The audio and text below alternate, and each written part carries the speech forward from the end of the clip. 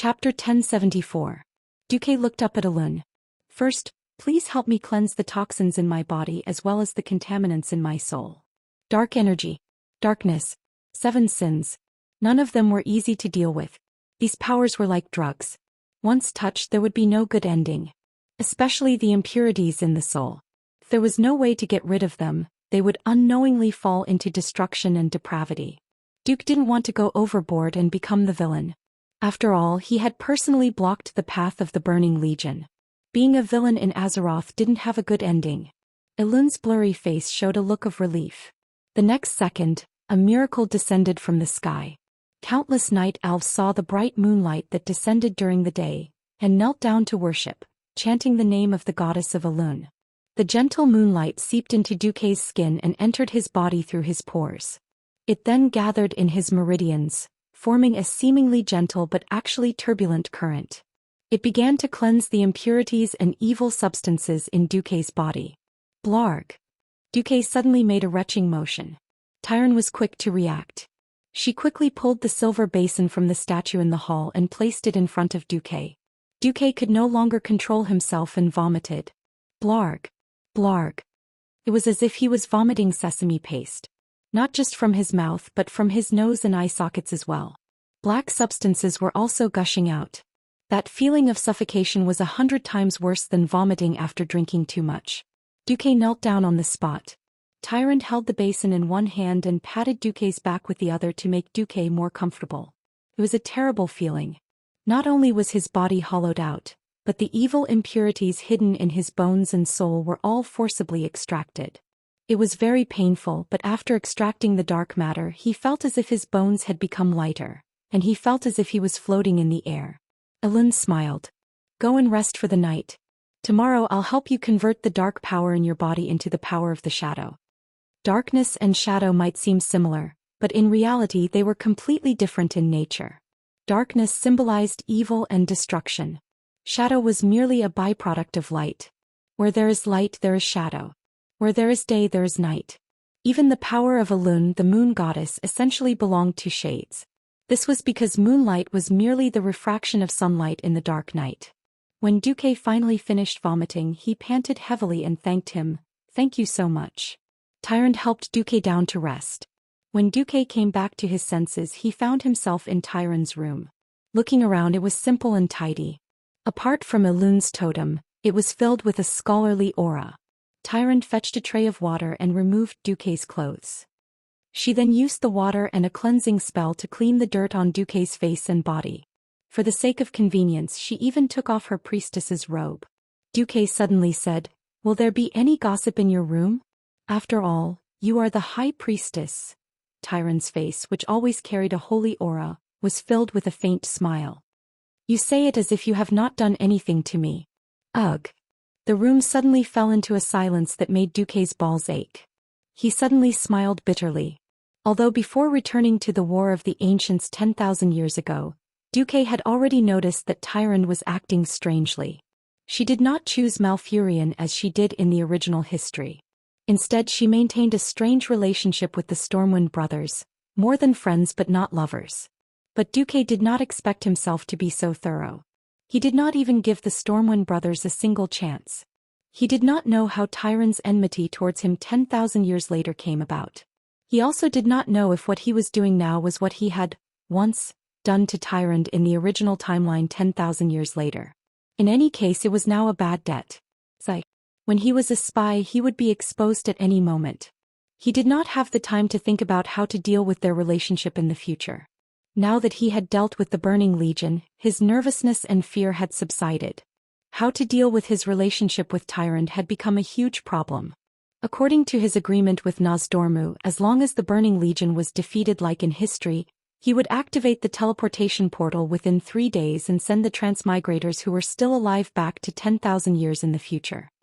Don't even think about bringing any living beings back. Nozdormu had repeatedly emphasized before he left. Duque bared his teeth. What should he do now? Just as Duque's thoughts were running wild, he suddenly felt a wave of sourness. Ugh. Duque was shocked to find that Tyrant had already started to attack Duque. No, he can't. Why? Tyrant raised her head and stared at Duque, her pure face blushing. Bastard. I didn't want to learn all this, but you forced me to. I'm just returning what you taught me to you. Teacher. Her voice was long like the pout of a young girl. It sounded soft and numb. Duque didn't have much moral integrity now, and after hearing these words his brain directly crashed. Duque grinned maliciously and directly began to turn from defense to offense, climbing Xianxia Peak. If I don't teach you a lesson, you might really forget the days when you were controlled by my sword. Come, let's fight. Humph. It was obvious that Tyrant had sensed that Duque was about to leave. She fought back fiercely and tried to find a way to counterattack. Unfortunately, she was still too inexperienced. She was defeated by Duque's sword within 300 moves. The sky brightened. When Duque got up, Tyrant's back was facing him, but her shoulders were trembling. Are you not going to say anything to me? Can't you just give me a title before leaving? Duque did not know how to answer. After thinking for a while, he threw Nozdormu's warning into the twisting nether. If I continue to stay here, my body and soul might collapse. The next moment, Tyrant was already in Duque's arms. She rubbed her tear-stained face against Duque's chest. Will you come back? Duque could not bear to see her like this. If you are willing to wait for 10,000 years. After Duque said this, he felt that it was a shameful joke. Time and distance were the scariest poisons in the world of love. Before he had transmigrated, he had seen countless couples break up in less than a month. Furthermore, his relationship with Tyrant was not based on pure love. He did not know what Tyrant would think of him 10,000 years later. Was she enlightened? Had her love turned into hate? Was she filled with resentment? Or was it something else? He could not guess. Chapter 1075. Compared to the thousands of years of relationship he had with the Stormrage brothers, Duque's 1 month with Tyrant was like an instant. Expecting Tyrant to wait for him for 10,000 years? What was this? Back then, Wuxia had waited for him for 10 years and he felt that it was a miracle. If miracles could happen so casually, it would not be a miracle. 10,000 years was the lifetime of most night elves, even for the long-lived night elves. Duque could not possibly tell them that they would obtain a new well of eternity, and that the world tree Nordrassil would ensure their eternal youth until the Battle of Mount Hyjal, right? 10,000 years sounded more like an eternal farewell. But Duque could not explain it. No, actually, Duque wanted to explain, but when he opened his mouth he found that his throat was stuck by an invisible force. The system concluded that it was the power of time. Had Nozdormu regained control of time and space after 15 years in the Dark Portal? Bastard. Why did he come at this time? Why did he come at this time? Duque was furious. Clear tears gushed out from her eyes, converging into a small stream that slid down her elegant and pure face. What a long time. 3,600,000 lonely nights. Was it self-mockery? A bitter smile? Heart? Or despair? Looking at Tyrant's face, Duque felt heartache for the first time. If he lost the 3 Windrunner sisters, Wuxia or Jaina, he would probably feel the same way. Suddenly he smiled bitterly. Duque decided to cheat. He first shook something which Tyrant recognized. It was what Duque had asked for from Nozdormu. Then she turned into her shadow form, and as if she was caressing it, she gestured on the white bedsheet. The black light did not disappear in an instant. Instead, it left behind an illusion of a black door that lasted for a full 3 seconds. Finally, Duque shrugged as if to say, I don't care if you believe it or not, I believe it. Tyrant was stunned at first, but then she seemed to understand. Duque did not know if she really understood or if she only half understood. What greeted him was a rain of kisses and a passion that was even hotter than fire. After the passion subsided, there was sorrow that could not be dissolved. Tyrant muttered unconsciously, You despicable bastard, you turned me into this. 10,000 years is such a long time, how am I supposed to live alone? What if one day I suddenly really want to, what should I do? He happened to see a few bananas on a fruit platter not far away from him. Duque's bad taste suddenly flared up again. Why is it again? Alright, please don't mind these details. Duque unsheathed the Duque divine sword and showed Tyrant a spell. Alright, please learn this spell. The spell was very simple. It was a variant of evocation magic. Tyrant was now a combination of a priestess and a hunter. This level of magic was nothing to her. The key was the effect of the spell. That bastard Duque had instantly shaped the bananas into the shape of the Duque divine sword. He used it as soon as he said it. Tyrant almost broke down on the spot. You. She could not continue after saying the word you 3 times. Very well, my student, please do your best to learn the most important spell that I will teach you. Duke earnestly instructed. Wu, first you have to restore its appearance. Then its strength and toughness. Finally, you have to restore its domineering characteristics. Think about it. Those terrifying days when you were dominated by the divine sword. Teacher Duque sang loudly. Tyrant's face was so red that it seemed as if blood would drip from it. But, she still learned it seriously under Teacher Duque's coercion. After settling everything, Duque stood on the balcony. His naughty face faced the sky at a 45-degree angle and a tear rolled down his cheek. Teacher Duque praised himself in his heart. Don't blame me. If you want to blame someone, blame me. As a restorer of history, I have to accurately restore history on the shoulders of the Lord of Time, Nozdormu. Alright. My last historical restoration mission in this era, air-dried banana, has been completed. Behind him, Tyrant seemed to have sensed something and roared, Du Kong, you bastard. In the morning, he once again went to the moon goddess's temple. This time, Elun met Duque alone. Tyrant was the only one by his side. The moonlight once again appeared in the day, gently nourishing every single magic circuit in Duque's body. Yesterday, after his body had been cleansed of the impurities, it was not that obvious. Today, with the power of the moon goddess, Duque was pleasantly surprised to confirm that the curse that bastard Archimonde had given him had finally been removed. As expected, the curse of a demigod demon was best dealt with by a true god. Duque gently raised his hand, and a dozen elemental light orbs flew out of his palm. The 3 arcane energy orbs of fire, ice and arcane magic disintegrated, reassembled and disintegrated again in midair. Duque's mastery of elemental energy left Tyrant dumbfounded. So you're a mage. Haha. Sorry. I was injured and cursed and my magic circuits were thrown into chaos. My abilities as a mage were completely sealed. Thank you, Goddess Elun, for your help. Without you, I would have been a priestess for the rest of my life. Isn't being a priestess good? Tyrant was a little petulant. Not really. Do I have to tell you that every healer in my world has the heart to deal damage? Elun looked at Tyrant, who was like her own child, teasing Duque, and suddenly felt very comforted. If she forced Tyrant to sacrifice herself and ended up with a bad ending, she would never forgive herself. At that time, she had lost all hope and used her precious divine power to protect Tyrant. Fortunately, this man called Du Kong had appeared out of nowhere. She knew a lot about Tyrant and the Stormrage brothers. But there was no other way. This was the best outcome. It was just that Tyrant would probably have to suffer. Duque and Tyrant also realized that they had gone too far. After fooling around for a while, they regained their composure. Elun continued, 4 of the items you obtained from Sargeras cannot be converted. They will bring you the deepest depravity. Then please destroy them for me, goddess. But Duque's heart was itching. It wasn't easy to get equipment from Sargeras, but most of them couldn't be used. Alright, I remember that there were 5 boxes in total. Elun's blurry avatar smiled. Thank goodness. And this one is the most compatible with my attributes. I can handle it for you.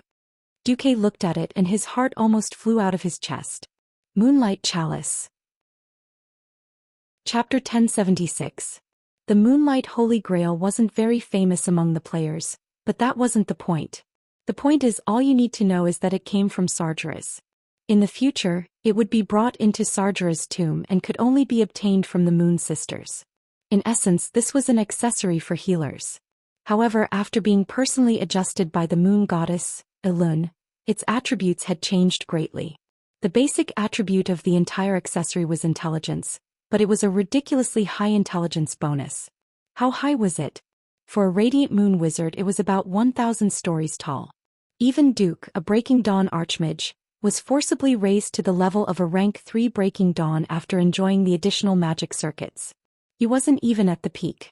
Duque absolutely believed that this item, which should have only appeared after the 7th version of the game, would definitely last him until he reached the demigod stage.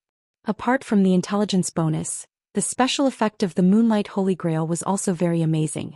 When activated, it would grant haste in the day and critical strike at night. What an interesting piece of equipment. Duke, who had originally come to the ancient war with the intention of working to repay his debt of gratitude, was truly overjoyed. Haha. Thank you, Goddess Alun. Thank you. Duque bowed 3 times in a row in a rare moment of obedience. Compared to Shaman's huge gift bag, Kil'jaeden's gift was only average and within expectations. Even so, Duque finally managed to gather a full set of equipment that should have been at the Sunwell Highlands level in the future. Paired with the Wings of Death and Shaman's Moonlight Holy Grail, he was armed to the teeth. Of course, Duque wouldn't neglect Tyrande and gave her a set of priest equipment. Those who stepped into the realm of heroes were all very powerful. For example, Tyrande was a huntress and a priest at the same time. In theory, she could wear chainmail like a hunter, but considering that her most lethal skill was the divine arts, her attire was more inclined towards cloth armor. In the War of the Ancients, many demon lords had been killed. Unfortunately, Ronan and the others were all fattened up on Mount Hyjal, and basically didn't care about them. In the end, only Krasus changed his equipment. The problem was that this guy was a dragon. Dragons were the race that hated equipment the most. Their own scales, claws, and dragon breath were their strongest equipment.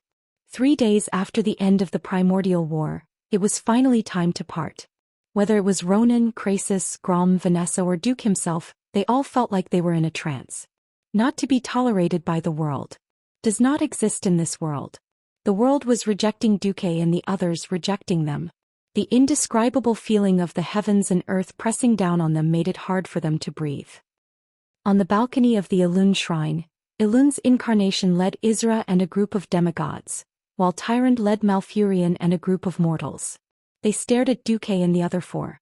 They had only known each other for a short period of time, but everyone knew that without these mysterious and powerful helpers from afar, this earth-shattering battle would have ended with the Burning Legion's complete victory. This was especially so for this mysterious Dukong. As the core of the group of 6, he did not hesitate to disgrace himself by joining the Burning Legion, reversing the portal, destroying the Void Fortress in the Twisting Nether, and completely annihilating billions of demons. In one fell swoop, he established at least 10,000 years of peace in Azeroth. Until now, no one asked where the group of 6 came from. Everyone had a common goal. The Burning Legion. It was enough to understand this. Misty rays of light began to appear on the bodies of the remaining 5 people. It was as if a mysterious existence was using an eraser that could erase everything in the world to gently erase their majestic figures. Starting from their hands and feet, signs of disintegration began to appear. Alexstrasza and Isra simultaneously looked at Nozdormu, who was silent, as if they had seen through everything. Tyrande stood at the front of the group, her hands clasped tightly between the 2 Mount Hyjal peaks. This was the only way she could feel her intense heartbeat through her fingers. For the past 2 days she had made use of every minute and second to be with Duque. She completely ignored everything else around her, including the Stormwind brothers' gazes. Before the final moment arrived, she had said all that needed to be said and done all that needed to be done.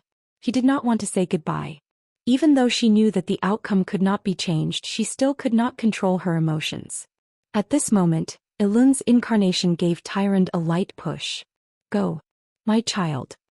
Without hesitation, Tyrande pounced forward, but when she opened her arms and crossed them, all she could see was an illusion. The last thing she saw was a face that only she could see, a face with a bitter smile. This was Du Kang's true appearance. He was not as bad as she had imagined, nor was he very handsome, but he was very much like you. Tyrande knelt on the ground, her entire body filled with melancholy and reluctance. Unbeknownst to her, everyone had already left. No matter how conflicted the Stormwind brothers were, they could only look at Tyrande's back, which seemed to be trembling from crying, and left with a long sigh. Only she and Elun's incarnation were left on the balcony. Child, have you thought it through? This is 10,000 years of loneliness. As long as you are willing to turn back. Tyrande suddenly stood up. Her blue hair danced in the wind and she gently combed it with her fingers. Feeling the aura of fate flowing in the wind, her long and elegant silver eyes seemed to see through time and space, seeing 10,000 years in the future. Tyrande suddenly smiled. Perhaps my first encounter with him was definitely a prank by the goddess of fate. But don't you think that my 10,000 years of loneliness in exchange for 10,000 years of peace in Azeroth is too worth it? Child. Tyron suddenly turned back, her beautiful face filled with determination. At first I was helpless. But later that was my choice. Since I chose a great hero who could fight against the Burning Legion. A mere 10,000 years is nothing. Was it anger? Self-mockery? Perseverance? Or stubbornness?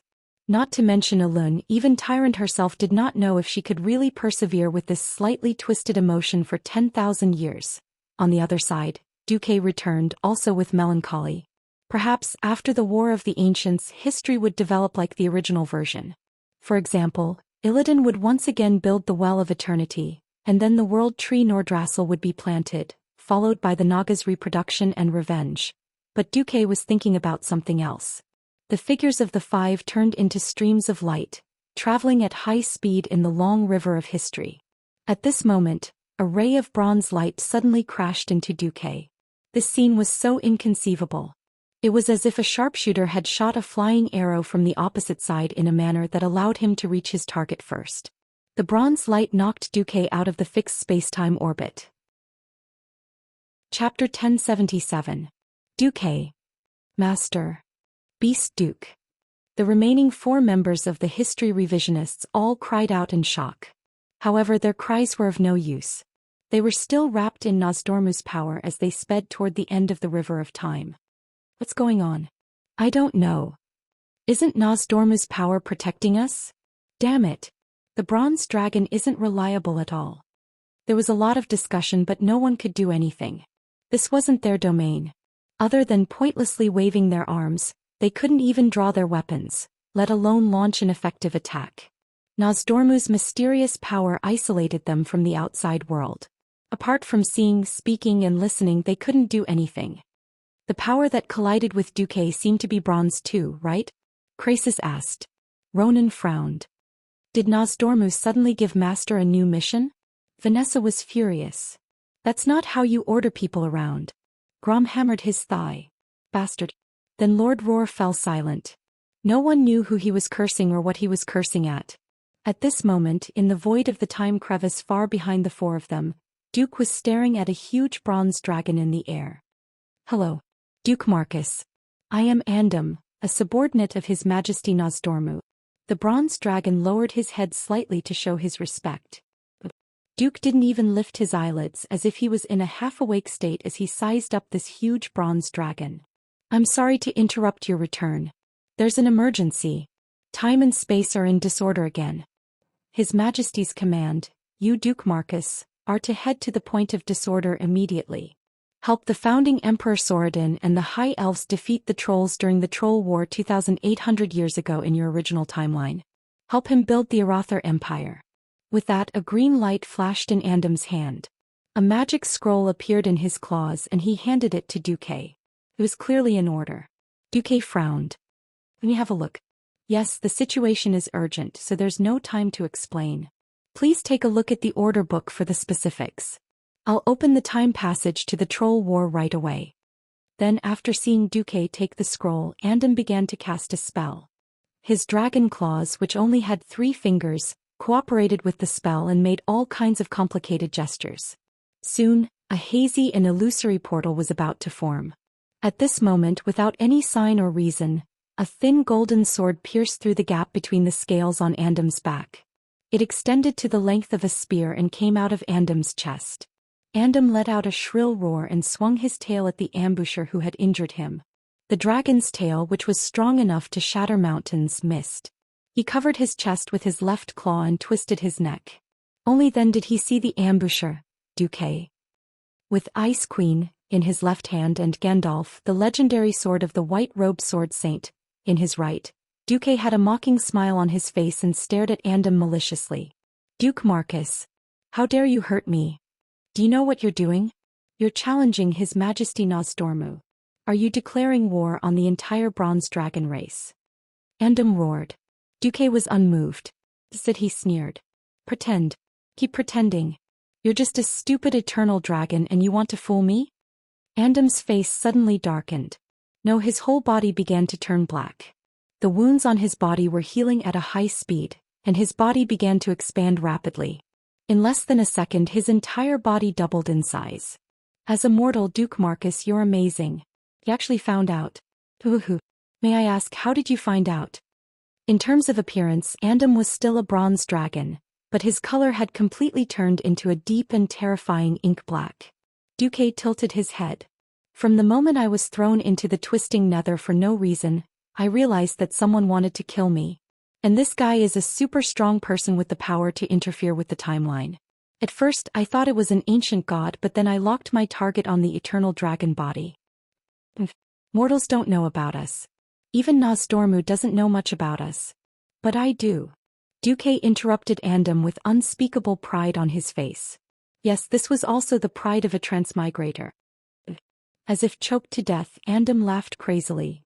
Stupid guy, do you think you can fight back? You have no chance. Idiot, look at what you have in your hand. Duque waved the magic scroll in his hand. You mean this thing? Sorry, the whispers inside are useless to me. This time, Andam's expression finally changed. Impossible. Duque's face was full of the smile of a victor. The whispers of the ancient gods are indeed powerful. But that's only for you silly dragons and other mortals. It's for me. Hee hee. Really hee hee. Although Andam couldn't grasp the essence of the word hee hee, Duque's expression almost drove him crazy. That's right. That's the expression. Whether it's you eternal dragons or Sardras, I like to see you sad and indignant and want to kill me but can't do anything about it. Duque was smug. He also had the capital to be smug. There was nothing more satisfying than throwing the opponent into a trap that he had set himself after he had broken the game. The whispers of the ancient gods? Yes. It was indeed powerful. Unfortunately, the whispers had a prerequisite, and that was to directly affect the deep subconscious of the victim. But ever since Duque had infiltrated the Burning Legion, he had been dividing his spiritual sea into layers and using the system to simulate a seemingly independent spiritual world in the shallowest layer. And from beginning to end, Duque couldn't speak the language of this world. Almost everything needed to be translated by the system. After Duque's special instructions, the whispers of the ancient gods became like this. Have you finished your homework? Your mom is actually an orc. Your dad something Marcus found a Tauren as a mistress. Your brother Sal heard that I came back safely and decided to go to the temple to do a striptease. Heavens. I do moke am really good. Damn. Scared. Ugh. Chapter 1078. By the way, what the hell was an eternal dragon? Why would the eternal dragons have the whispers of the ancient gods? This was a very long history. At first, when the Titan left Azeroth, he gave the 5 dragon aspects their own unique abilities, and at the same time, made them shoulder their respective responsibilities. For the bronze dragon, this responsibility was much more complicated than for the other dragons. They had to guard time and stick to the path of destiny. In the process of being the guardian of time, Nosdormu faced many dilemmas, and he eventually became the leader of the Eternal Dragons, forming a dragon legion that disturbed the timeline in various ways. So, what did this distant story have to do with Delano? 4 words. Closely related. Delano's fate had long been tied to Azeroth. Although it was another planet from the first day of the birth of this universe, these 2 worlds were inseparable, and they would depend on each other in the future. More importantly, Azeroth was not the first planet that the Titan had modified. The Titan traveled through countless worlds, each world being made into a unique piece of beautiful jade in its original form. However, all worlds had a common connection: time.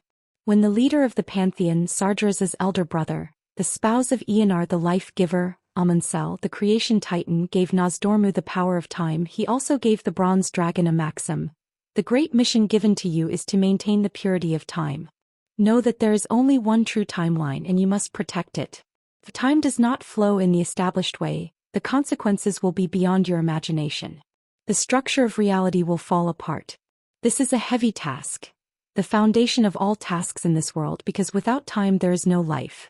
There was only one true timeline, not only for Azeroth but also for the entire grand universe. So did parallel times exist? Of course. Moreover, the parallel time was constantly threatening to jump to the real timeline. If there was enough time power, a character could jump from a broken timeline to another time, and various effects would occur. For example, Sar was likely to be sold as a slave and then died in the arena. Another example was for Neltharion to pretend to be Lord Presto and successfully kill Tyrrhenas to become the leader of the alliance. All of these characters exist and all of them are living beings. Some malevolent and terrifying, others noble and righteous, depending on the direction of their timeline. But the timeline they were in was not the real timeline and their lives were not set. The bronze dragon, on the other hand, shuttled through the various timelines and cleaned up the time fragments created by the eternal dragon, so that these events would not affect the real world that Duque was currently in. This was the responsibility of Nozdormu and the bronze dragon. At first, when Nozdormu obtained the power to transcend time, he also knew how he would understand his life. Was this an unnecessary move? Of course not. This was to tell Nozdormu that even after obtaining the power of time, he would still reach the end. Death. When there is life, there is death. When there is a beginning, there is an end. Everything is like this. As such, Nozdorm understood the need to protect the true timeline, as he could see what was happening in other timelines. However, in a certain timeline, Nozdormu was influenced by the whispers of the ancient gods, became Nozdor, and established the Eternal Dragon Army. The purpose of the Eternal Dragons was to change the fate of the world and destroy the real timeline, the timeline that Duque was in. Although Duke himself wasn't sure if the timeline he had transmigrated to was the real main timeline, but since ancient times humans were mostly self-centered creatures. Didn't you see how Copernicus was burned at the stake for violating the geocentric theory? Since Duque had crossed into this timeline, maintaining this timeline as the main result had become one of Duque's duties. Although I, Duque, am also a guy who does not stop causing trouble is my privilege, okay? You eternal dragons who have been brainwashed by the ancient gods dare to say that you want to destroy the world that I have fought for and destroy my harem?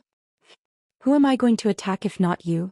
The eternal dragon who claimed to be Andam was so angry that his lungs were about to explode. Perhaps he was Andam, but he could only be the brainwashed version of Andam in that collapsed timeline. He wanted to kill Duque. How could Duque not want to kill him? In the time gap above the river of time, an eternal dragon and a traveler started a life and death duel. In Duque's sight, Andam forcibly healed the wound on his chest that had just been pierced by Duque. Haha. Stupid mortal. Nozdormu's lackey, you don't understand the greatness of time and the power of time at all. All your damage is ineffective against me. Ha! Andam laughed wildly. Then he was slapped in the face by Duque. I don't know why a certain eternal dragon used up 30% of the power in his body to turn time back to a time when he was not injured. Andam's laughter stopped abruptly, and there was clear fear on his extremely anthropomorphic face. Andam the eternal dragon, you can deceive idiots without common sense, but you can't deceive my eyes. Duque pointed at his eyes, but he was actually pointing at the system parameter display on his retina. There Andam's HP bar was full again, but his blue bar had dropped by a full 30%. More importantly, the system determined that Andam's hostile level was not the undefeatable skeleton level, but the rare elite silver dragon level. The fattest thing in this world was, of course, the boss, but in the normal solo state rare elites were also a good way to make a fortune. Humph. You know nothing about the battle in the realm of time. Andam roared, and it seemed to spit out a black flame behind him for no reason. Unexpectedly, Duque neither advanced nor retreated, and directly took 3 steps to the left. Something strange happened. The next moment the black flame actually passed through Duque's left side. It looked like Duque had almost hit the dragon's breath, but he was actually unharmed. Impossible? How can a mortal see through it? Andam was so surprised that he almost bit his tongue off. Isn't it just the calculation of time and space? Duque looked at Andam as if he was a mentally handicapped child, which almost made Andam go crazy. The calculation of time and space was easy to say, and even many combat theories since ancient times were actually based on this theory. But in the long river of time, who could calculate as accurately as Duque, who had the system elf? Chapter 1079. In a primitive duel, the easiest way for one party to see the other with a weapon was to stab the weapon directly at the shortest distance.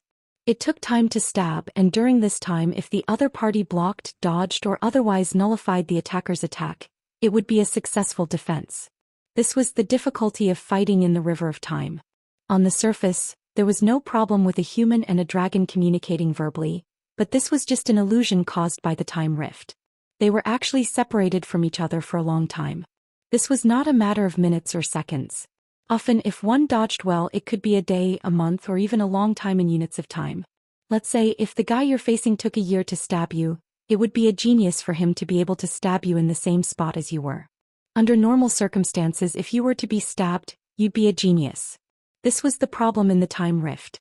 Both Duque and Andam were protected by the laws of time. Although Duque had the power of Nosdorm, the laws of time between them had to be judged according to the laws in the river of time. To hurt each other, one had to calculate the true time and distance between each other. It stood to reason that a mortal like Duque could not have this ability, which was why Andam refused to believe it. However, in the next moment, Duque slapped the eternal dragon in the face with practical action. Slap. A huge palm of arcane energy slapped Andam's dragon face. This was not just a simple slap in the face. With the power of time in the river of time, the slap actually collapsed half of Andam's face. On Andam's long dragon mouth, the upper and lower lip muscles that covered the right dragon tooth were all slapped away. Strangely and terrifyingly, there was no blood splattering everywhere, and all the wounds turned into scabs in an instant. It could be clearly seen that many of the dragon teeth in Andam's right jaw had cracks, and then they gave off an ancient feeling. Finally, the teeth fell out. The eternal dragon's strong teeth were not destroyed by the impact, but old, full teeth. Duque's magic attack actually attracted the power of time, directly accelerating the decline and aging of the injured part. This time Andam was afraid. He was truly afraid. He flapped his wings with all his might, striving to widen the time distance between him and Duque. At the same time he shouted, Your true form is a bronze dragon? Bronze dragon? Duque sneered. At the same time his feet did not stop. I'm not such a high-end existence. I'm Duque, a mortal although ordinary but a little special. While smiling, Duque walked towards Andam at a seemingly slow pace. Only the eternal dragon, who also used time as a weapon, knew the horror of Duque. Every step he took seemed to be strolling leisurely, but he actually avoided every unstable node in the dimensional rift, and then stepped on a small tributary that could accelerate the flow of time.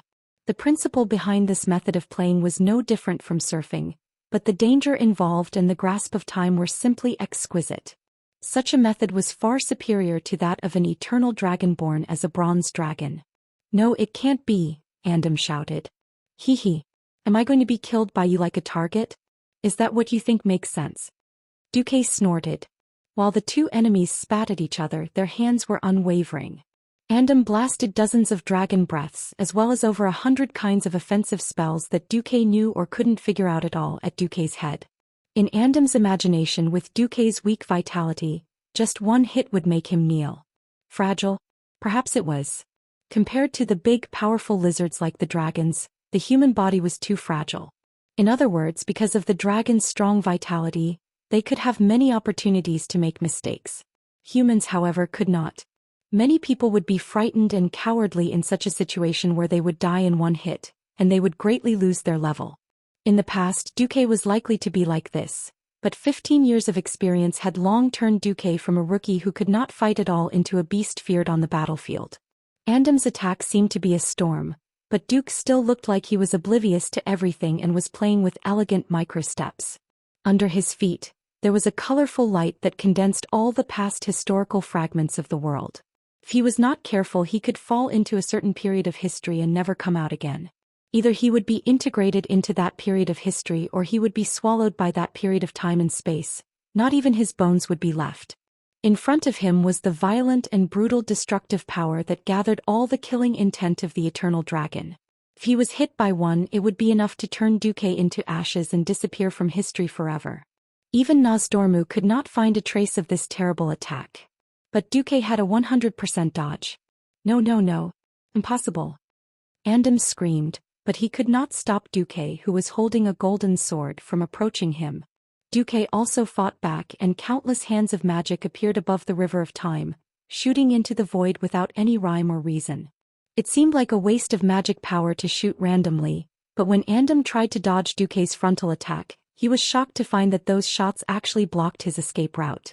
This should be impossible in the domain of the river of time, where the flow of time was not fixed and could even be said to be quite chaotic. This was like someone firing a shot 100 years ago, and the bullet flew unscientifically for 100 years before accurately hitting the enemy. It was simply absurd. Andam wanted to ignore this fact, but the constant pain coming from all over his body told him that all of Duque's attacks were real and not an illusion. He could indeed use special magic to heal his injuries, but unfortunately, both sides knew that this recovery ability was not endless. This form of recovery by reversing time consumed more magic power than the holy light recovery developed by humans and night elves. No, no, no. Andam screamed incessantly, constantly changing his attack methods in an attempt to hit Duque. Unfortunately, no matter what, it was as ridiculous as a mortal trying to chop a ghost to death with a kitchen knife. Unknowingly, Duque had arrived in front of Andam and stood still, his face full of sarcasm that made Andam look like he deserved a beating. It's over. My meteor chi explosion. In the river of time, the golden sword light formed one gorgeous arc of light after another, incessantly cutting the eternal dragon's huge body. From the initial 100% recovery, to black blood splattering everywhere, and then to screams 3 seconds later when the 1024 sword slashes were finished, the river of time returned to deathly silence. Chapter 1080. Villains died because they talked too much and righteous people died because they talked too much. Speaking of which, everything that Duque said before could be included in the scope of mental attacks. It wasn't until the system prompt said that the eternal dragon Andam from another timeline died that Duque breathed a sigh of relief. Damn, the Moonlight Holy Grail is too awesome. Duque suddenly discovered that because Gandalf, the legendary sword of the white-robed sword saint, was a rare and strange magic sword, it enjoyed the complete magic bonus, and the Moonlight Holy Grail was effective. And in this place where it was impossible to distinguish between day and night, the amazing Moonlight Holy Grail could trigger 2 special effects at the same time: spell haste and critical hit.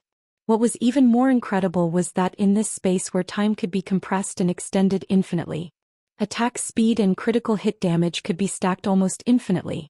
This was the birth of the completely unreasonable 1024 sword strikes in 3 seconds. The Eternal Dragon was actually chopped by Duque's melee attack. Duque quickly searched Andam's body and quickly calmed down. He sensed Nosdorm's power and let himself fly back to the space-time route that Nosdorm had set for him on the River of Time. In the end, Duque didn't have the ability to travel through time on his own. He could survive on the River of Time entirely because of Nosdorm's power. Here came the problem. As insurance, Nosdorm must have injected a lot of power into Duque in the process of sending him back to the modern world, but no matter how much it wouldn't be double. According to the system's estimation, it was about 130%. However, in the space-time rift just now, even though Duque had played a beautiful wave-like subtle steps above the River of Time and dodged 100%, he still consumed a lot of time power because he entered the space-time rift. Only 98% of the original energy is left? Duque narrowed his eyes. Yes. According to the calculation, assuming that he successfully returned to the original time point of the Dark Portal in 16 years, the energy needed was 100, and now Duque needed 98. Don't underestimate the 2% difference. The slightest difference could lead to a great difference. If Duque were to kneel, he would definitely kneel at these 2 percentage points. Looks like I can only count on this. Duque looked at the ball of unknown energy wrapped in arcane energy in his hand. System Elf, begin analysis. That was what he had obtained from killing Andam. It wasn't a gold coin or a piece of legendary equipment, but a massive power. Duque felt a slight pain in his brain. It was the side effect of the System Elf extracting Duque's memories at high speed. As an engineering university student, his knowledge of physics and astronomy was passable. When the System Elf combined a large amount of modern knowledge with the power of time snatched from the Eternal Dragon, and put it together with the arcane Archmage's deceleration tactic for analysis, a mysterious magic tactic barged into Duque's mind. Time acceleration. Speed up. I can only use this bit of power once. Duque smiled bitterly. According to the original remaining power of time, Duque would obviously fall into the time period 16 years before the Dark Portal. Either he would go to a time point before his main body had transmigrated, or even worse, he would go to the world of Azeroth between the 1st and 16th years of the Dark Portal, where there was already a Duque. If the use of acceleration was too exaggerated and he went to a later time point, my Duque's kingdom would be finished. Damn it. I hate the eternal dragon the most. The second is Nozdormu. He can't even protect me through time, and he has the nerve to ask me to work for him? Bah. In the future whoever wants to go can go, but don't ask me and my people to go. Although he was cursing, Duque had to restrain his mind and concentrate on the river of time. Through the time fragments that the system kept scanning, he confirmed where his endpoint was. When Duque saw the fragment of Thoradin the Great, Duque realized that it was a little close. Then Duque saw the fragment of Aegwin dominating the world.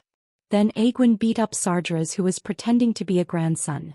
When Duque's retina showed that there was only 2% of the power of time left, Duque's spirit was lifted. Tao is the time. Duque began to accelerate. Suddenly he injected that small ball of power of Andam into the space-time shield around him, and Duque's whole body burst out with a stronger stream of light. Like a comet falling into the atmosphere, Duque's whole body glowed, dragging a long tail of flames, and swept across the sky above the river of time.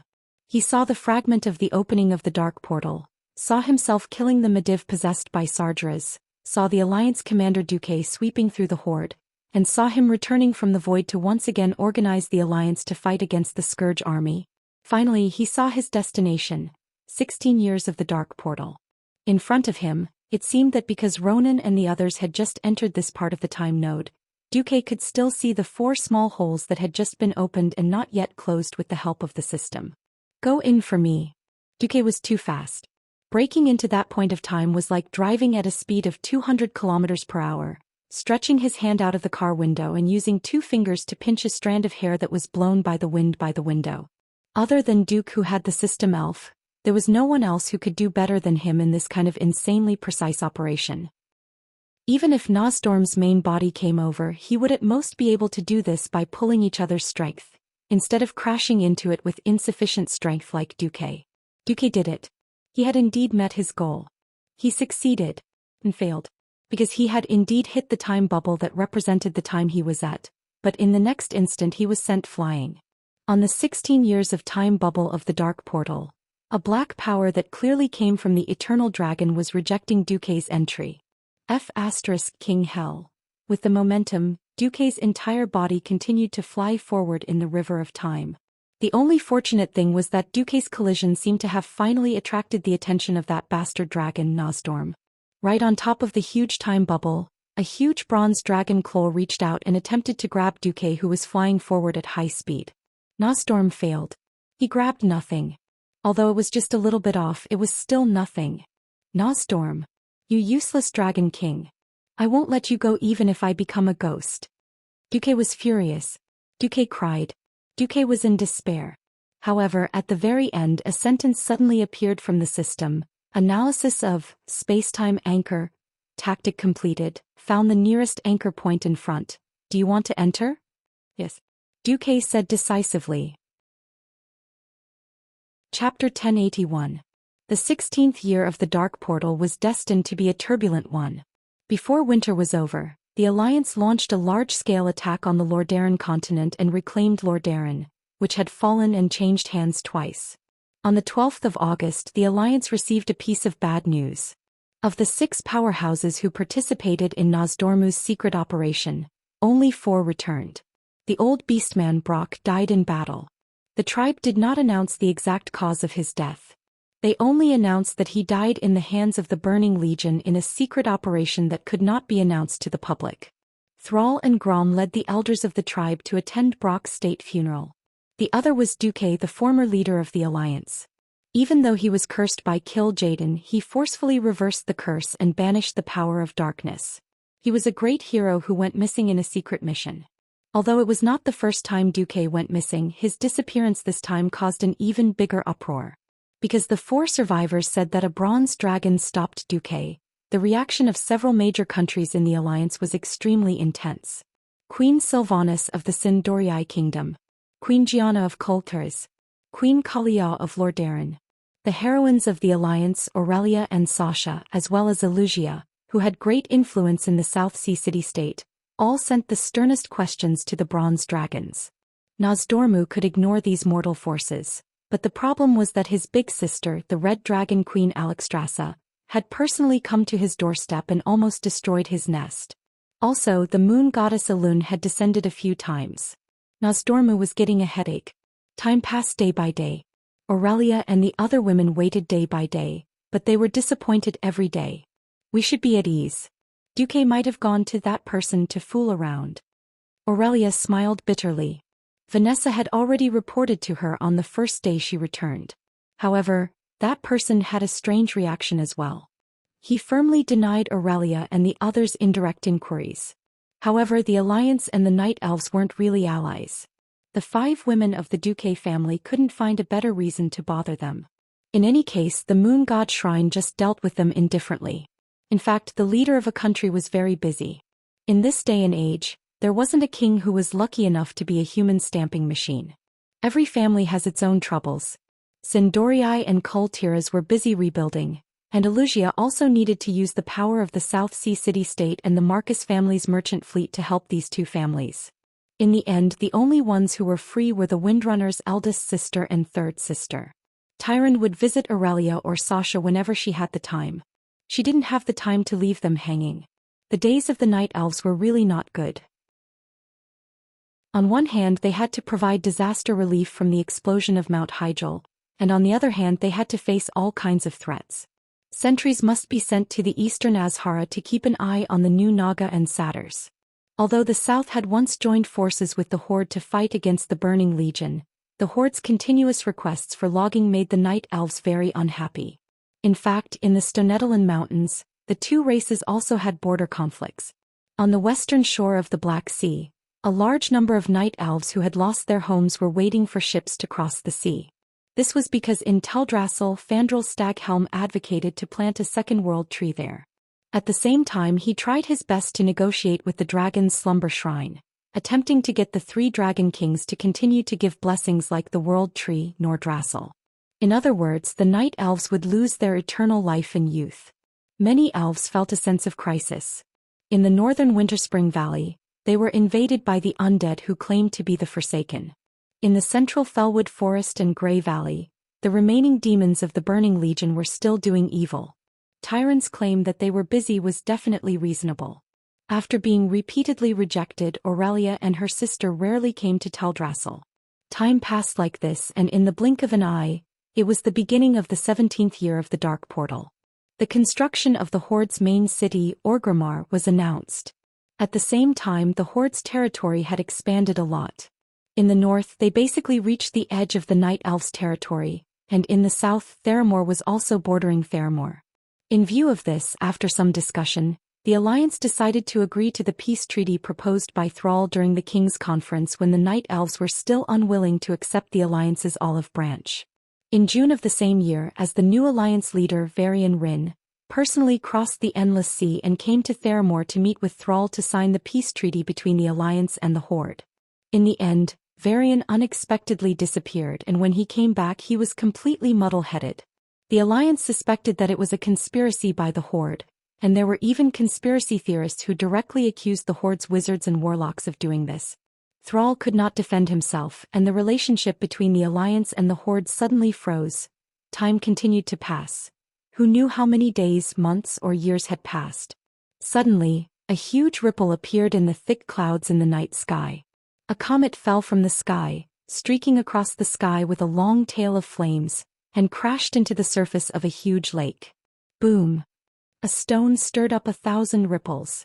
The huge waves caused chaos on the beautiful shore of the lake. After a short but intense wave that was like a tsunami crashing into the shore, it was a mess everywhere. A human body that looked like a salted fish was washed to the shore. Am I dead? In a daze, the human body only saw a pair of white boots with golden embroidery standing in his blurry vision, and then he lost consciousness. After an unknown amount of time, Duque woke up. The moment he regained consciousness, Duque felt that something was wrong. Because he found himself tied to an execution rack and his eyes were blindfolded. Not good, not good. This is definitely not good.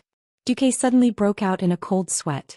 If it was not a hostile force, he would never be tied up like this. Who knew how many seals were placed on his body to forcibly suppress the circulation of the magic circuit in his body? It would be better if the system elf was operating normally, but after passing through the time barrier, The system elf seemed to be temporarily down. Who was it? Which faction was it? Logically speaking, in Azeroth it was probably the Forsaken who hated him so much, right? What the hell, am I really that unlucky? Did I suddenly fall into the hands of those skeletons? Or did history change drastically again and I came to a time when the situation is collapsing? Suddenly, a deliberately suppressed voice sounded in Duque's ear. It was a hoarse voice, and other than judging that it should be a female voice, Duque could not tell anything else. Duke Marcus, do you know what sin you have committed? Accompanied by a sharp rebuke was the sound of a long whip hitting the ground. Chapter 1082. Whip. Wax dripping. Yammeet. It sounded so scary. Duque's face fell. If you're a demon from the Burning Legion, then my crime of slaughtering 5 billion of your people is unforgivable. But, can I trouble you not to use an old torture tool that hasn't been used in centuries to pretend to be a demon from the evil faction in such a beautiful place? Really, you don't look like one at all. Suddenly there was another whip. This time, it accurately brushed past the side of Duke's cheek, and the strong wind it brought caused Duke's face to feel a stinging pain. I didn't ask you about the Burning Legion. The woman was furious. Not official business? Tyrant, is that you? If there was anyone that Duque owed, it would definitely be Tyrant. After all, whether it was intentional or not, he had committed crimes in the ancient war and left her behind for 10,000 years. Ha! You still know. As if adding fuel to the fire, the woman's voice suddenly rose by an octave. In her rage, she finally revealed her original voice. Everyone had their own unique way of speaking. Tyrant's voice, which was filled with holiness and did not seem angry even when she was angry, was something that only the priestesses of the Moon Shrine possessed. Duque no longer hesitated and used his ultimate move. He did something that she definitely did not expect. He used his muscular strength and broke the 2 rusty and brittle shackles on his wrists in a very manly manner. The next moment he followed the voice and hugged the beauty in front of him. I'm sorry, Tyrant. Before Duque could finish speaking, he instinctively felt that the woman in his arms was not Tyrant. The height of her breasts was completely different. One had to know that before he transmigrated, Duque had visually measured Tyrant's size. Over the past 10,000 years she had not weakened at all. Alright, here comes the terrible question. Who is she? At that moment, Duque clearly felt the malice of the goddess of destiny. As the black cloth in front of his eyes slid off, Duque could clearly see that he was hugging a green-haired priestess. Less than 5 meters in front of him, the main character of the scene, Tyrant, pushed open the door angrily and saw everything perfectly. Such a melodramatic scene. Who dares to tell me that no one deliberately arranged it? Duque will be the first to not believe it. But, as expected, Tyrant flew into a rage. Die. Duque. Tyrant raised her hands and used her ultimate skill, Starfall. Duque's face froze. What had happened to Tyrant in the past 10,000 years? Why did it accumulate so much resentment? Duque had no way of knowing the answers to these questions. All he knew was that things were getting out of hand. The thick clouds in the sky were suddenly parted by a huge meteor, bringing with it the shrill cry of death as it crashed down. It was a meteor the size of a carriage. Only Tyrant, as the high priestess of the moon goddess, could accurately use Elun's power to make the meteor fall from outer space towards Duque. The blue beam of light locked onto Duque's forehead was the best guide. Under the power of the moon goddess, the meteor sped up and sped up. From breaking through the clouds to landing on Duque's forehead, it took less than 3 seconds. Perhaps Duque could have chosen to dodge or use his Breaking Dawn magic to defend himself. If not, he could have used Ice Barrier to take the hit. Duque did not. Because when he saw the anger written all over that beautiful face that seemed to have been separated for only half a day, Duque's heart suddenly ached. What happened to Tyrant was also recorded in the original history. In the original timeline she was also captured by Savis, but because of the Gemini's strategy, even Archimonde could not touch Tyrant under Elun's power. Even so, many night elves were unhappy with Tyrant because of this, believing that she had already submitted. No. In fact, being captured was a humiliation in itself. Because of this, rumors began to spread. They said that Tyrant had been tainted by demons and had lost her purity, so she did not have the right to be the high priestess of Elun. They also said that Tyrant had already betrayed her people like Queen Azhara, but there was no evidence. There were even rumors that Tyrande had instructed Malfurion to protect Illidan, who should have been sentenced to death. In the original timeline, Tyrande was already so sad. Now that Duque was a living witness, Duque could totally imagine what kind of scolding Tyrande had endured in the past 10,000 years, such as being despicable, immersed in lust, abandoning the Stormrage brothers. Duque silently sensed the falling meteorite from the sky. When the death that fell from the sky smashed the roof and was about to fall on his head, Duque still made a heavy decision. Seemed like he had not died for a long time. Then I'll die this time, I owe you. Arcane impact. With only the force of impact pushed the woman in his arms away. Duque looked up 45 degrees to the sky, with a faint smile on his face, and opened his arms. Accompanying that resigned expression was the tear that flowed from his left eye. When the meteorite was less than a meter away from Duque's head, Duque silently mouthed 3 words. Yes. No. Rise. Then Duque calmly closed his eyes and waited for death to come. Whoosh. Very abruptly, the sound of destruction came to an abrupt end. The once incomparably noisy world seemed to have been erased by the attack of the gods. Death did not come as expected. 1 second. 2 seconds. 3 seconds. When Duque could not help but open his eyes again, he saw an incomparably shocking scene. The meteorite that seemed to be able to pierce through a mountain had actually stopped less than 10 centimeters away from his head. A bright white light enveloped the entire meteorite, preventing it from descending any further. The next moment, a head of long blue hair with streaks of silver covered Duque's entire vision. Before he could even react, Duque's lips had already been taken over by an incomparably domineering force. Under the immense force in front of him, Duque's entire body fell backwards and he felt dizzy. That familiar deep kiss, that familiar feeling of her chest. That's right, it's definitely Tyrande. Duque was a little confused, but this did not stop him from enjoying the beauty's love. How long did they kiss?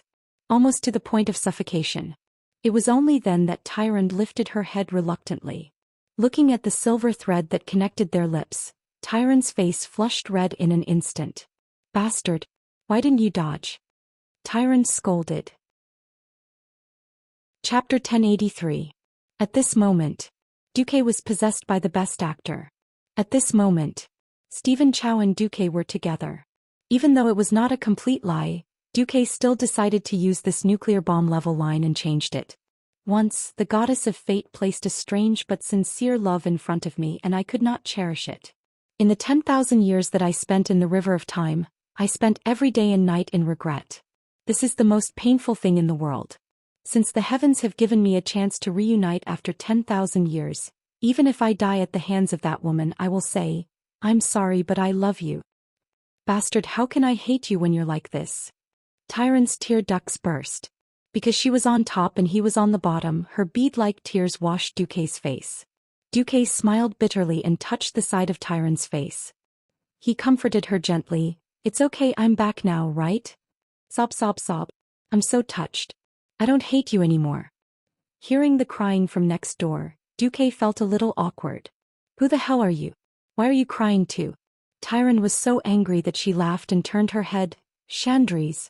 This has nothing to do with you. I'll deal with you for imprisoning Duque later. Duque was dumbfounded. I'm sorry, Duque. She's Chandrise, my adopted daughter during the ancient war. Sigh. I can't even get rid of her. Sigh, I shouldn't have spoiled this little girl. Please.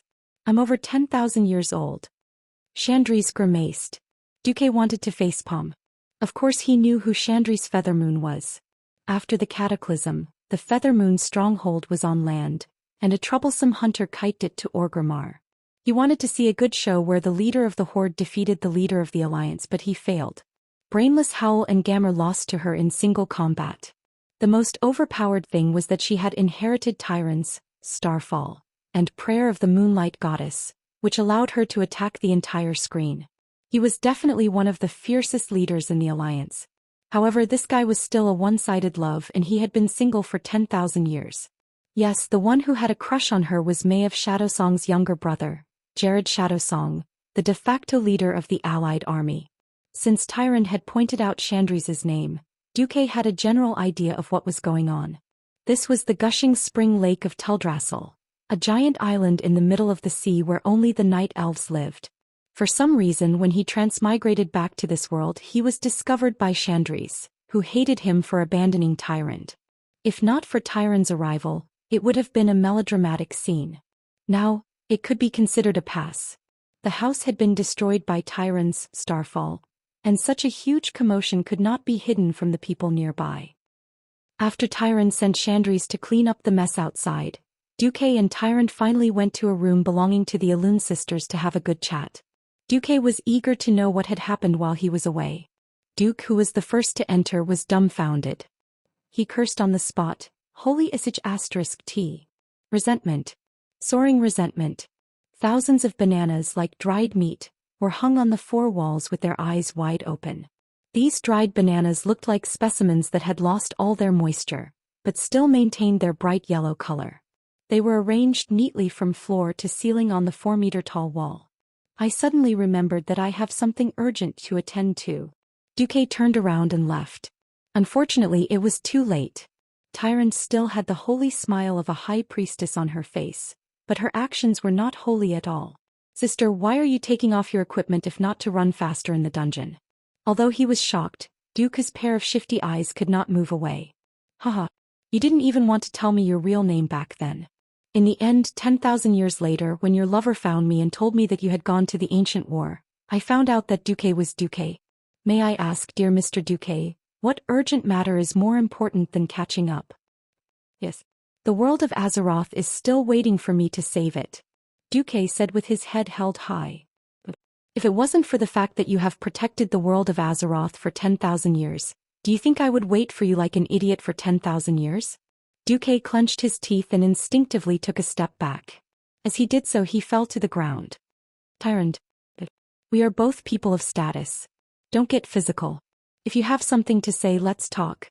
"Fine. So what if I use my mouth to convince you?" Tyrant put her hands behind her back, but she did not stop walking. She approached him step by step. At that moment, Duque finally understood what it meant to fall into one's own trap.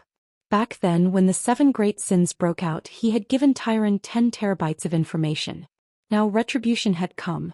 Duque looked at the lingering bananas and finally broke down. Don't scare me. I actually have a weak heart." Tyrant did not say anything. One look from her made Duque's blood flow become uneven. Scream then. Scream then. Here, no one will hear you even if you scream your lungs out." Tyrant used the words that Duque had given her all those years ago. She almost angered Duque to death. Duque was quite strong-willed. When he realized that he would be stabbed no matter what he did, his temper flared up. He put his hands on his waist and laughed out loud. "Ah, Tyrant. Have you forgotten?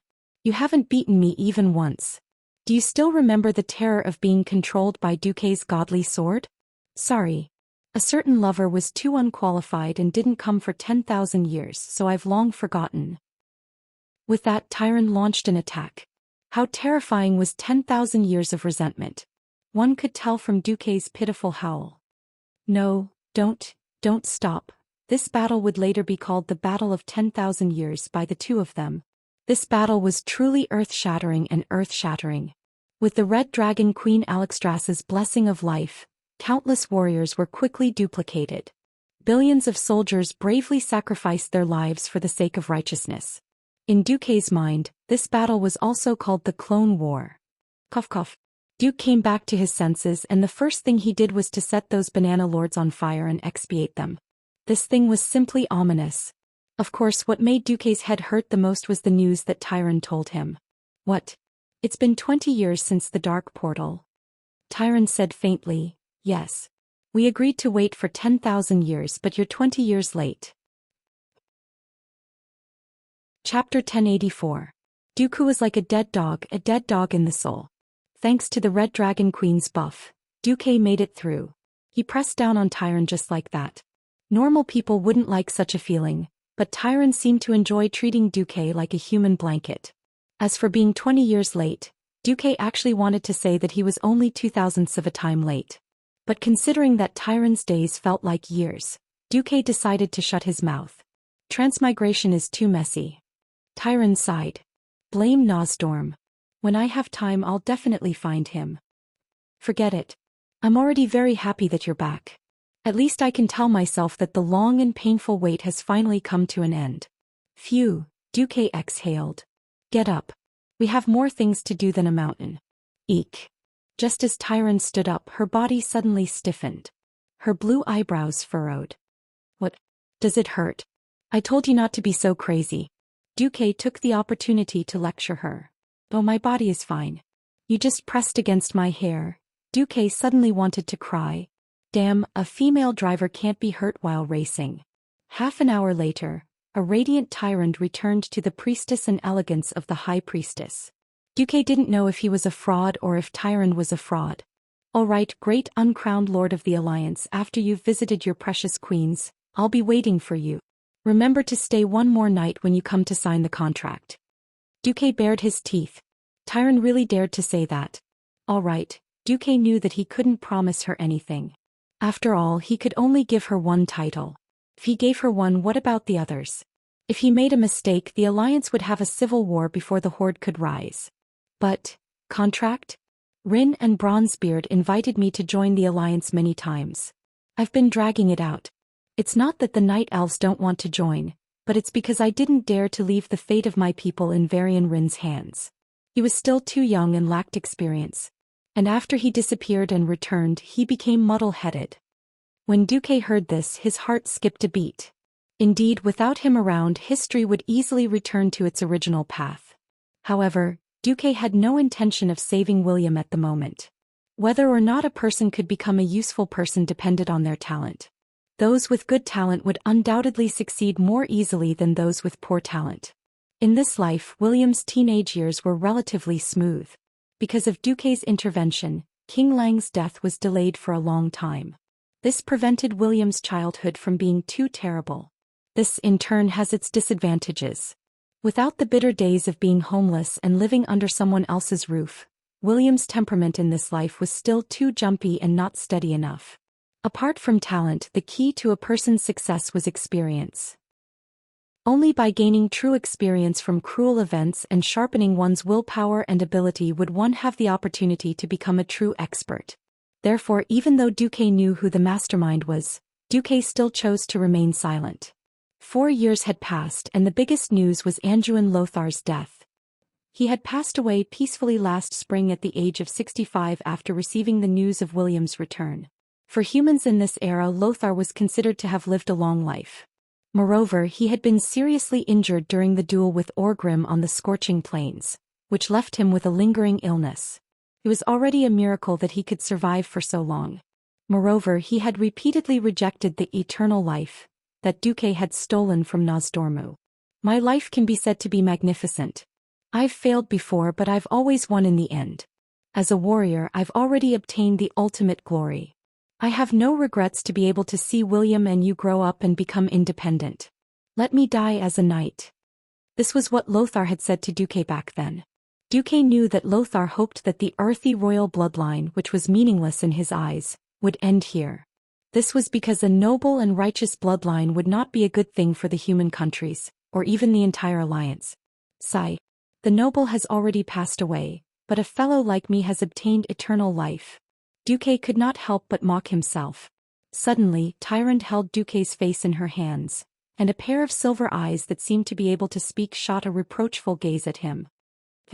Don't belittle yourself. By belittling yourself, you're belittling me. What do you think drove me to learn those things that made me want to die from embarrassment? And why do you think I had to wait for you for 10,000 years? There's only one answer. A great hero like you is worthy of me giving up everything to love you. It's worth me going crazy for you and even falling for you. Do you understand? Faced with Tyrant's burning gaze, Duque could not hold it in any longer and kissed her fiercely. Compared to Lothar's death, what surprised Duque more was that Wuxia had become the queen of the new Alterac kingdom last year. Alterac's territory included the current South Sea city-state, Gorehold Castle, Terran Mill, and the old broken ridge of the former Alterac kingdom, with Southshore as its capital. Although this had all happened when Duque was not around, Duque could still understand the context of the matter. His harem seemed to be using this method to maintain their influence within the alliance. Servanas, Jaina, Wuxia, and now Tyrant, as well as Kalia, who had always been loyal to Duque, meant that Duque had 5 votes in the kingdom. Moreover, Bolvar for Dragon was the regent of Stormwind, so it was not difficult to convince him. This meant that Duque still had the absolute say in the alliance. Originally, the alliance had a great advantage, but the problem was that in these 4 years the horde had risen rapidly. The biggest difference was that in this life, the horde had accepted goblins into the horde in advance. He did not know if it was because of the history of the Battle of the Scorching Plains, or because he had personally witnessed the Battle of Mount Hyjal, but the performance of the alliance had deeply stimulated Thrall. As a result, after the goblins on both sides who wanted to earn money through underhanded means were jointly blocked by Jaina and Elusia, Thrall directly threw out an olive branch to the angry goblins. In addition, Anastrian had brought the Forsaken to Winterspring. In terms of results, the horde had basically surrounded half of the Night Elves' territory. Duque narrowed his eyes and first drew a circle on the map of the Kalimdor continent, at the place that would become Rustwaterport in the future. We must not let the horde surround us. What gave Duque the most headache was that in the report that Aurelia had sent to Tyrande, there was a piece of information. A large number of orcs, formerly of the Blackrock clan, had begun to occupy the Blackrock mountain area between the Burning Plains and the Scorching Canyon. They showed signs of colluding with the Black Dragons. Chapter 1085. After returning, Duque had a mountain of things to do. He should have immediately returned to Stormwind, but he owed Tyrande too much. He could only give in under Tyrande's aggrieved gaze and agree to stay for a few more days. After the Battle of Mount Hyjal, Malfurion had once again entered the Emerald Dream, and Fandral Staghelm had just successfully planted the New World Tree, Teldrassil. Although the Dragon Kings refused to bless the Night Elves with eternal life, the Night Elves who believed that the World Tree was everything were now worshipping Fandral. Tyrande did not bother with the popular Fandral, and instead gave him some of her worldly power. Duque asked around and felt that there were no problems. The leader of the Sentinels was now Chandri's Feathermoon, Tyrande's adopted daughter. In other words, Tyrande, who had military and divine power, was in no danger at all in terms of political power. But then again, Potter, I almost thought that Chandri's was our daughter. Duque seemed to say it casually, but he actually felt a little regretful. It had been 20 years since he transmigrated. Although his physical body was eternal, Duque felt that it was weird that no one had died. If it was just a woman, he might be able to push the blame. It's not that easy. Tyrande, who had just finished a great battle, smiled with satisfaction. Do you think I didn't want to have a child with you? With a child, I wouldn't have been so lonely in the past 10,000 years. But Goddess Elune told me not to think about it before I become a demigod. But Duque cried out. What? Didn't the goddess repair your soul and expel the power of darkness for you after the War of the Ancients? Yes, that's right. After that, the goddess sighed. It was the first time she saw such a special soul. Tyrande sighed regretfully. Special? How so? The souls of other creatures are fixed. Unless they have a miraculous encounter, their soul capacity will only decrease most of the time. But your soul seems to be able to increase or decrease at will.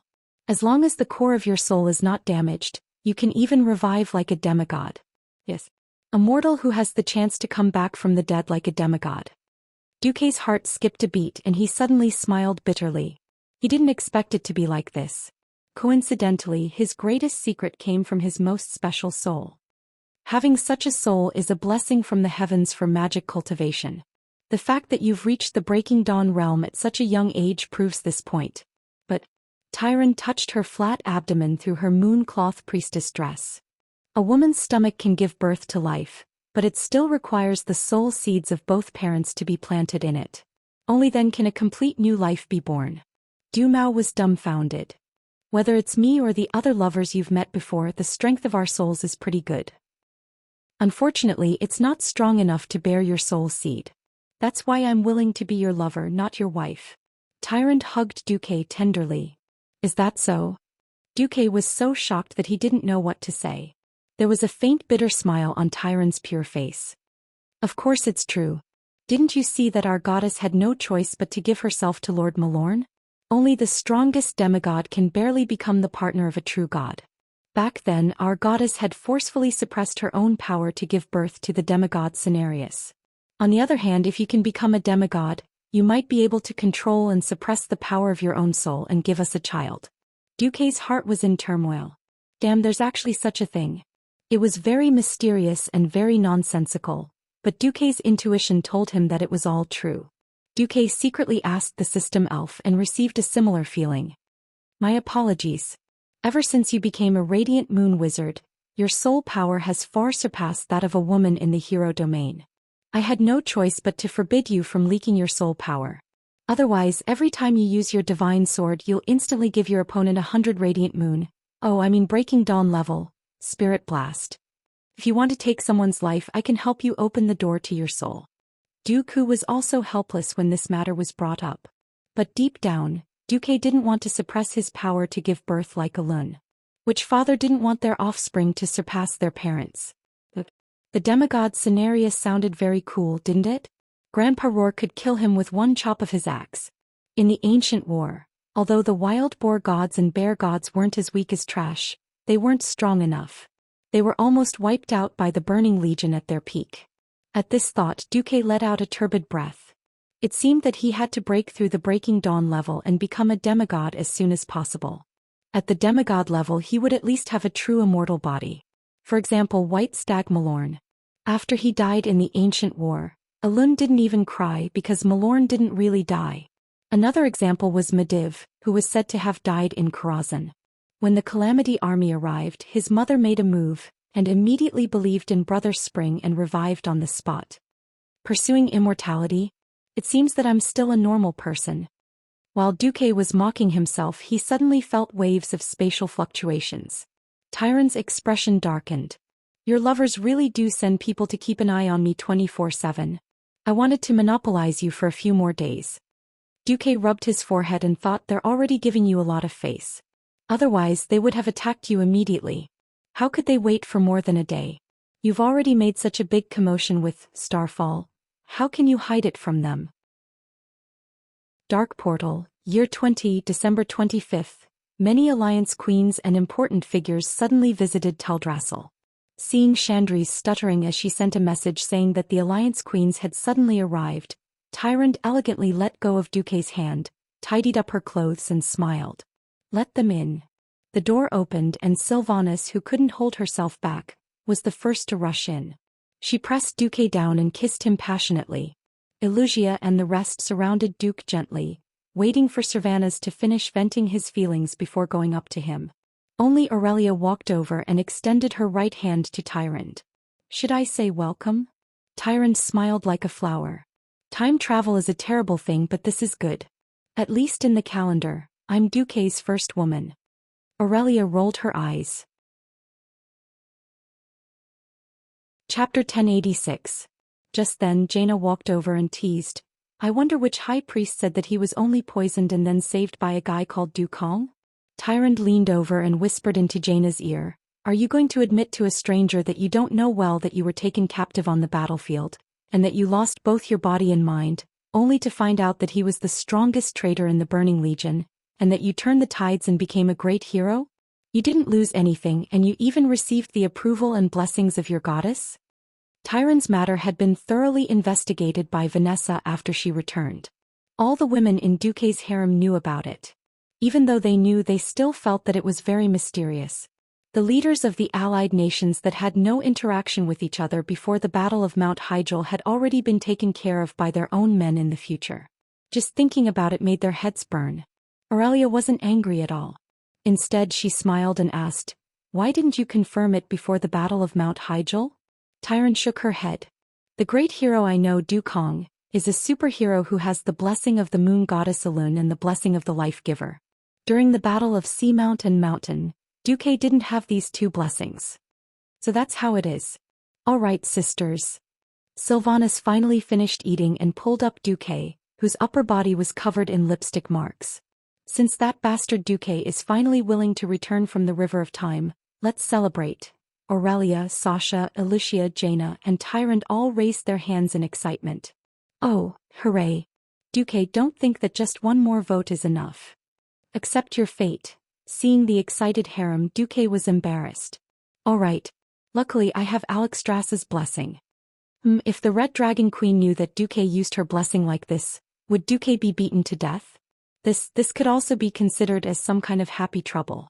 On that day, it was rumored that someone had seen a few sexy Christmas girls at the gushing spring lake going in and out of the place where Duque was staying. There was even a general of a certain sentinel troop who claimed that he saw his beloved adoptive mother wrapping a red ribbon around him, treating him as some kind of Christmas present, and putting him into a big Christmas gift box.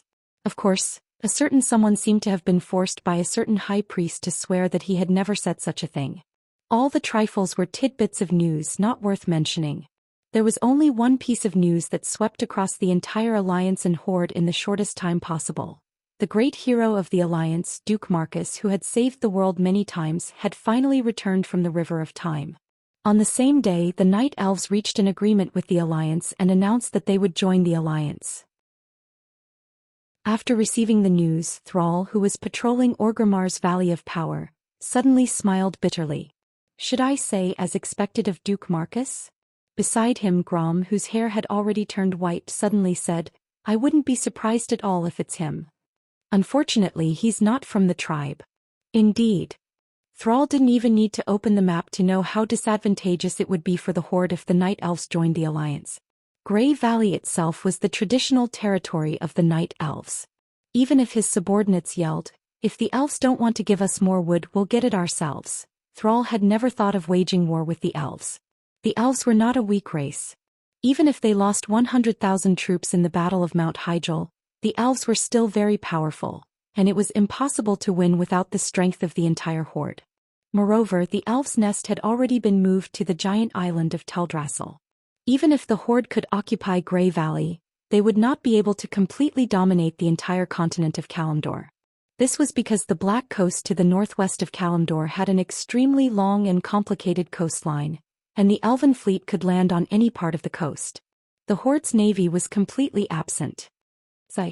Thrall let out a long sigh. He knew that if Duque sacrificed himself, it would be for the world of Azeroth, but the reproduction and survival of a race was such a cruel thing. If a race or an organization wanted to survive and develop, they would need more living space and more resources. Without Duque, the alliance would be like a plate of loose sand.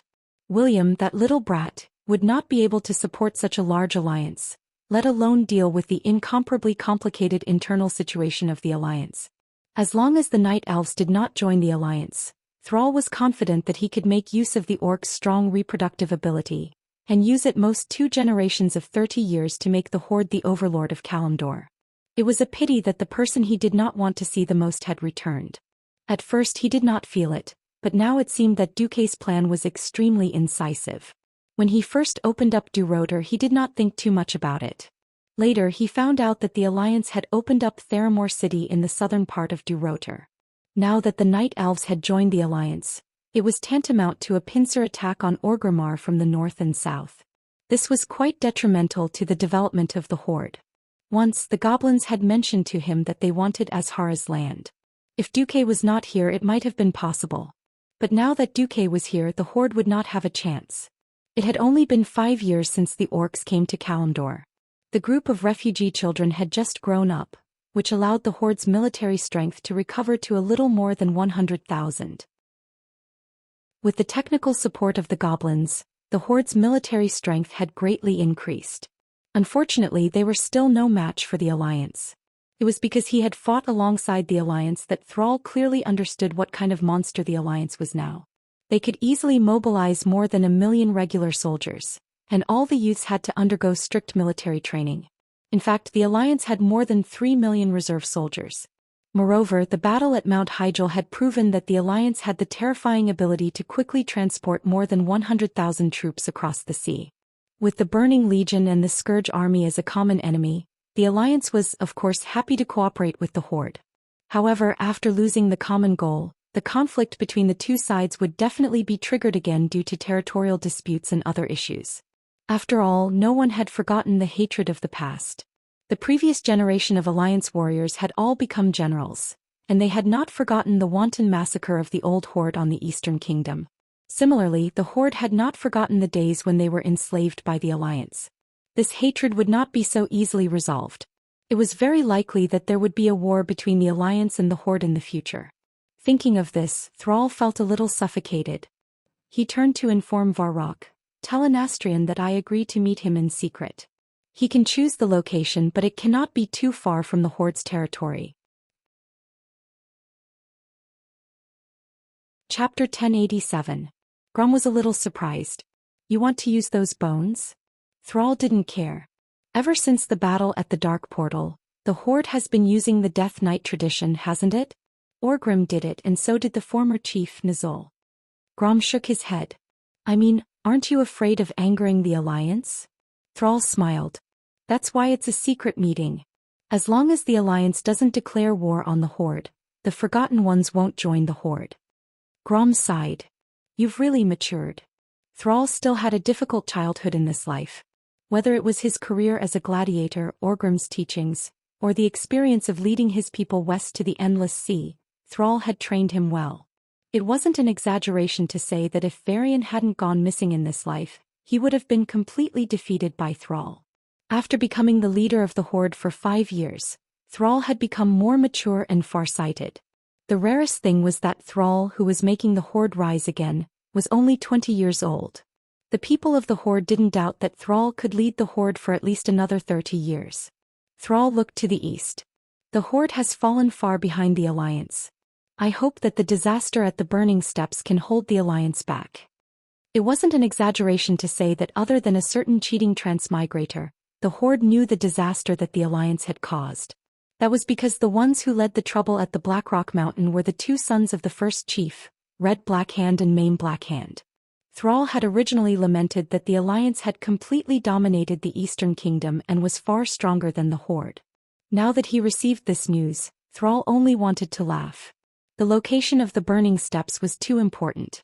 It was located in the core area of the southern continent, but the geographical conditions were extremely harsh. There was lava and volcanic ash everywhere, and it wasn't a place for humans to live. Other than the Blackrock Orcs and Black Iron Dwarves who were naturally resistant to fire, no other race could live well there. Even Thrall would have a headache if he were to occupy a place like the Blackrock Mountain. At this time, Thrall still had the mentality of watching a show. If he knew who the real master of the Blackrock Spire was and what was under the Blackrock Mountain, his attitude might be a little different. The Dark Portal, December 28, 2020. Even in the warmer Stormwind, it was still a world of ice and snow. Winter was the time when all things withered. Winter was also the time when people who had worked hard for a year could enjoy the fireplace in their warm homes and enjoy the harvest of the year. Thanks to Duque's valuable thoughts on internal affairs, the current Stormwind was far better than the Stormwind in history, where people struggled in hardship. From west to east, there was a railway that ran through the entire kingdom.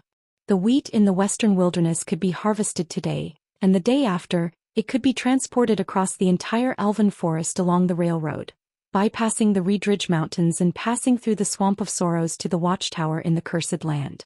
From north to south, there was a subway from Ironforge to Stormwind City.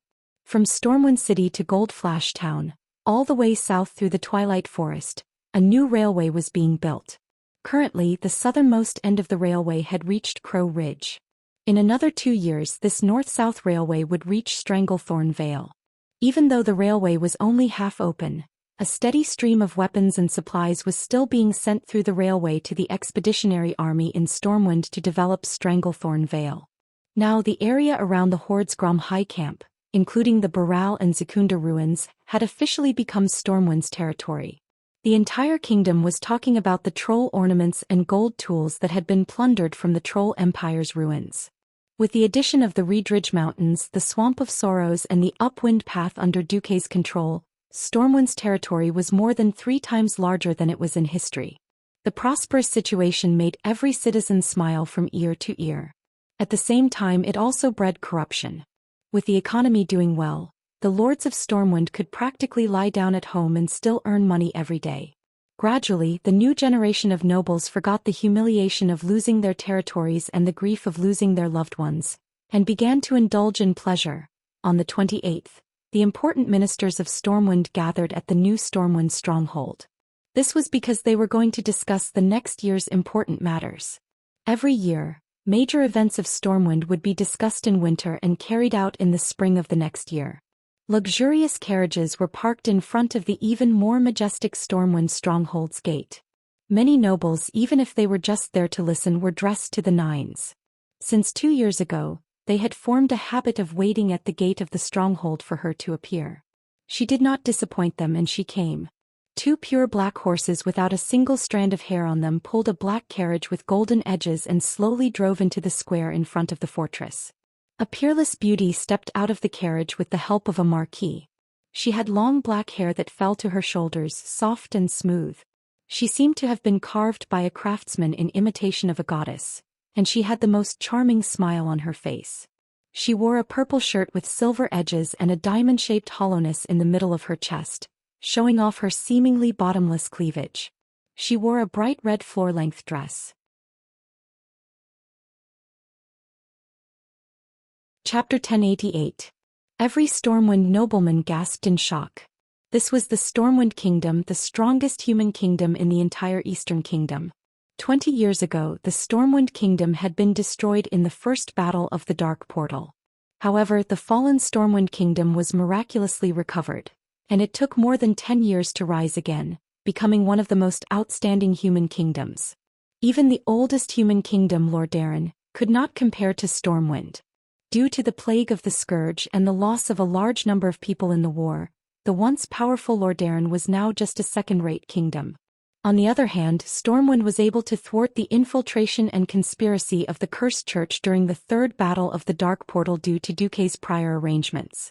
They managed to avoid the plague that broke out in the northern continent.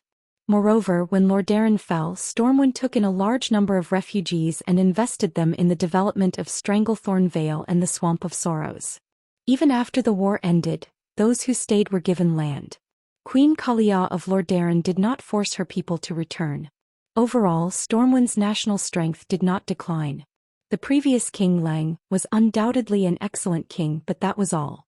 Compared to his 2 incomparably dazzling and inescapable subjects, Ryan was just a mediocre person. Anduin Lothar, the leader of the Stormwind Royal Guards, the leader of the Iron Horse Brotherhood, the first commander of the Alliance, the strongest human warrior, and the last confirmed direct descendant of Thoradin the Great. His life could be said to be legendary.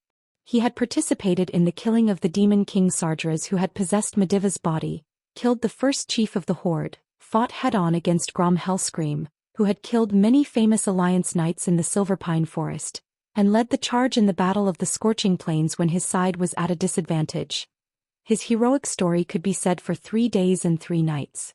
Lothar was a model of chivalry. He was worshipped by countless knights and was destined to be sung for thousands of years. However, there was another person who was more famous than Lothar. That was Duke Marcus, the uncrowned king. On the military front, Duque had personally pierced through the chest of Mediv, who was possessed by Sardras. He commanded the weak army of Stormwind to set fire to the 200,000 Horde soldiers. He miraculously saved 50,000 Stormwind elites on the floating ice island, and was appointed as the Alliance's vice-commander before the age of 20. After that, he led the army to fight for thousands of miles, from the Battle of Southshore where the sea was dyed red, to the Eagle Nest Mountain, to the northernmost Kuil Salis on the mainland, to the siege of the Horde in Rotterdam, and finally to the decisive battle on the Scorching Plains that made the name of the Lightning War resound in both heaven and hell.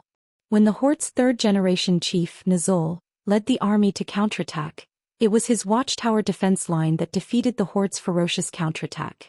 During the third battle of the Dark Portal, he led the Alliance and defeated the main force of the Calamity Army in one fell swoop. In the end, the Calamity Army that had swept the Rotterdam Kingdom, the Dalajan Kingdom, the Rapids Castle Kingdom, and the Kuil Salis Kingdom was expelled from the Rotterdam Kingdom. What followed was the Battle of Mount Hyjal that almost destroyed the entire world of Azeroth. It was no exaggeration to say that in the field of military affairs, Duke Marcus was the god of war. Just based on this battle record alone, it was enough for Duque to be praised for thousands of years. But it was more than that.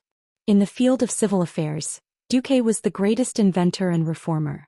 The new seeding technology, the mold-based construction of houses, the development of the marine economy in combination with the Murloc Nagas, the medical security system, the 6-year compulsory education, the economic construction of the Belt and Road Railway, and the continental integrated economic model that linked all railway and sea transportation. Many of his views and new ideas were fiercely opposed by countless people at the beginning. He used his unique vision and charisma to promote all of this in an almost tyrannical way.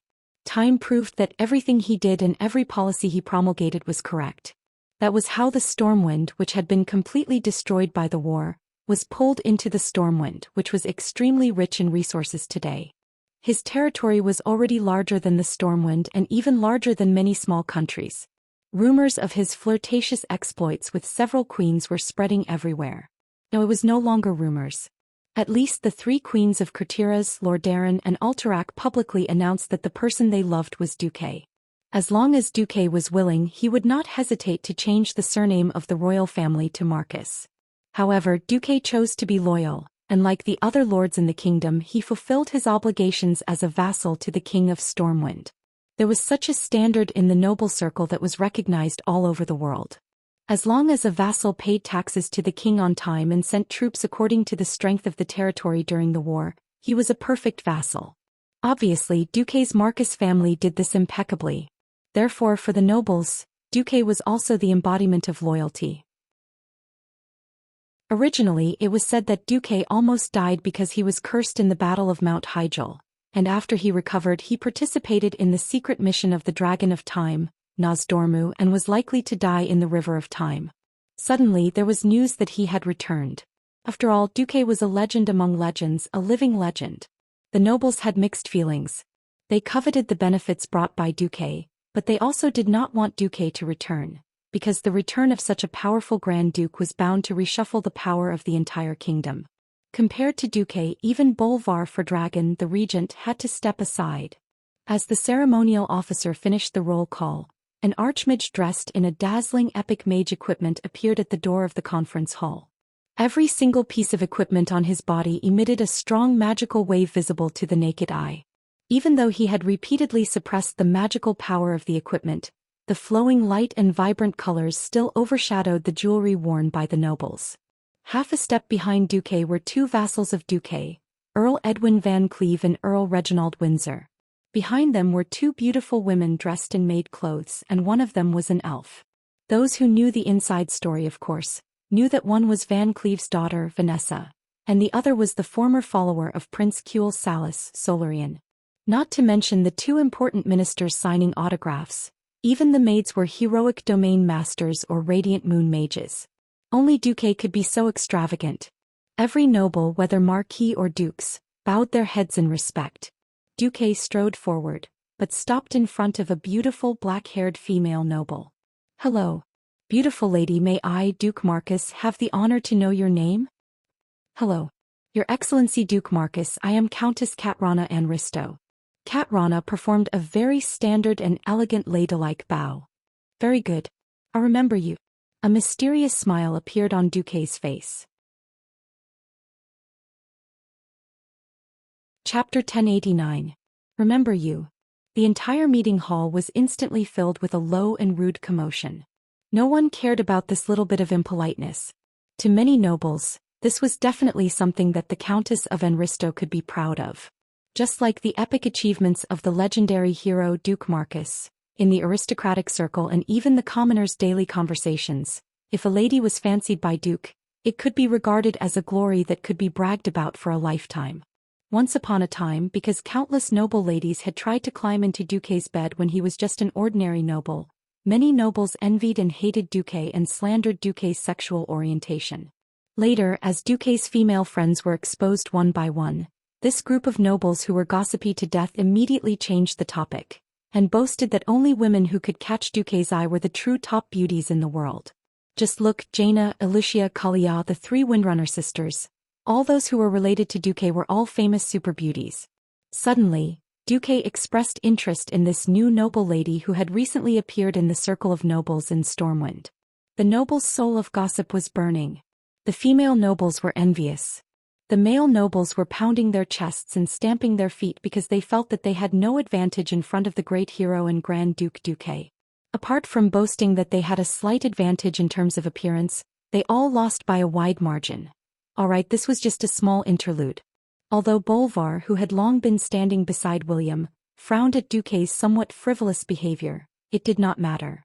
What happened next was the key. This was because the person Duque wanted to see was the King of Stormwind. This scene made many of the royal faction rather nervous because Duque's power was too great. King Lang had written more than one will before the war, appointing Anduin and Duque as regents for the young princes.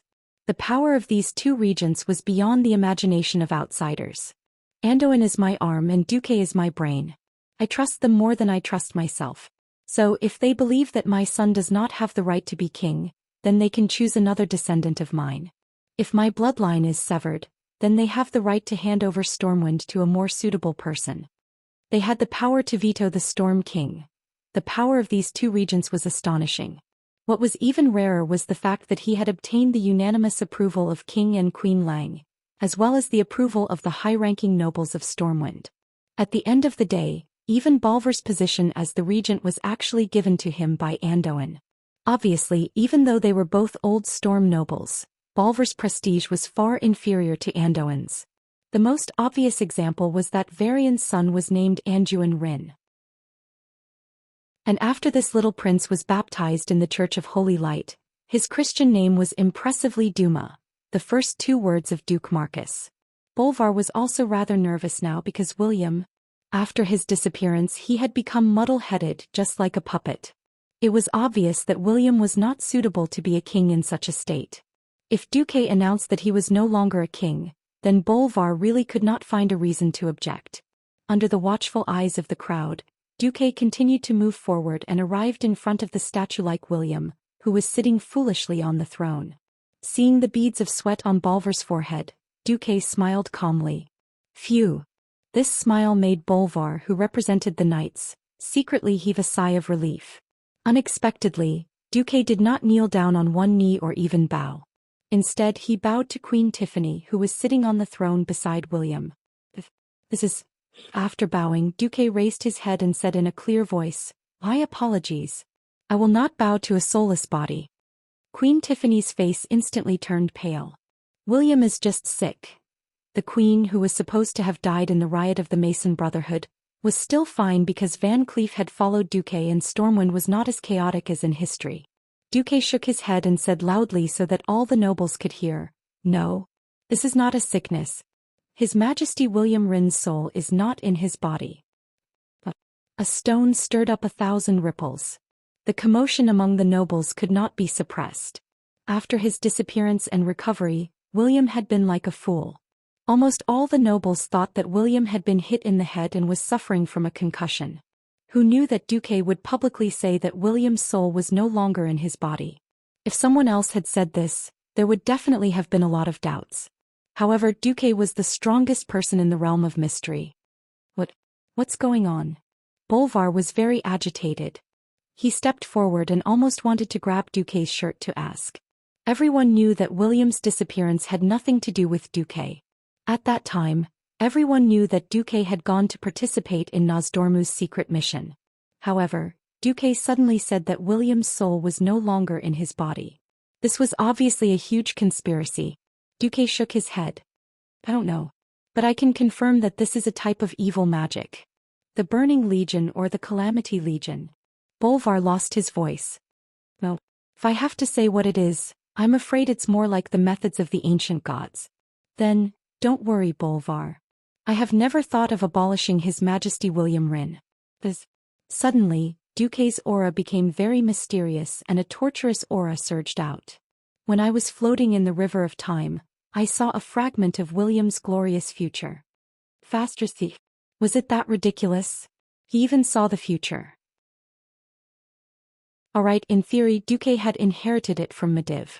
Medivh had already warned the various countries before the arrival of the Calamity Legion, which once again proved that Medivh was a torturous, no, a prophet. Now that Duque actually said that William would be very powerful, it was really hard for everyone to refute him. Duque turned his head and faced a large group of nobles. He raised his hands high and said, "I have always believed that humans are not born noble. If bloodline determines everything, then the great Anduin Lothar should be the ruler of the 7 human countries, and not choose to end his own bloodline." Duque's sudden statement caught the nobles off guard. Everyone was wondering what Duque was trying to do. Duque continued, "Whether a person is noble or not depends on his actions. Therefore, I think that His Majesty William, who has always been committed to building a better country and doing his best for the alliance, is a competent king. Therefore, as the subjects of His Majesty, what we have to do is to build a greater country in Stormwind when His Majesty is not around.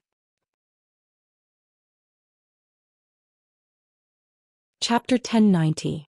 If Duque deposed the king from the start, it would undoubtedly maximize the effect of establishing dominance, but it would also bring about another consequence: the division of power in Stormwind.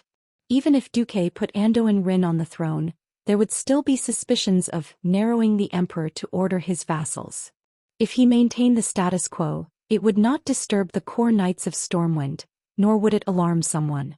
With Duque being so easy to talk to, those guys who were ready to make trouble had no choice but to stop.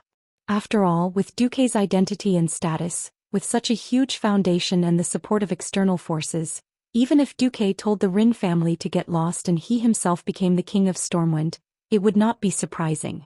Duque was advancing by retreating.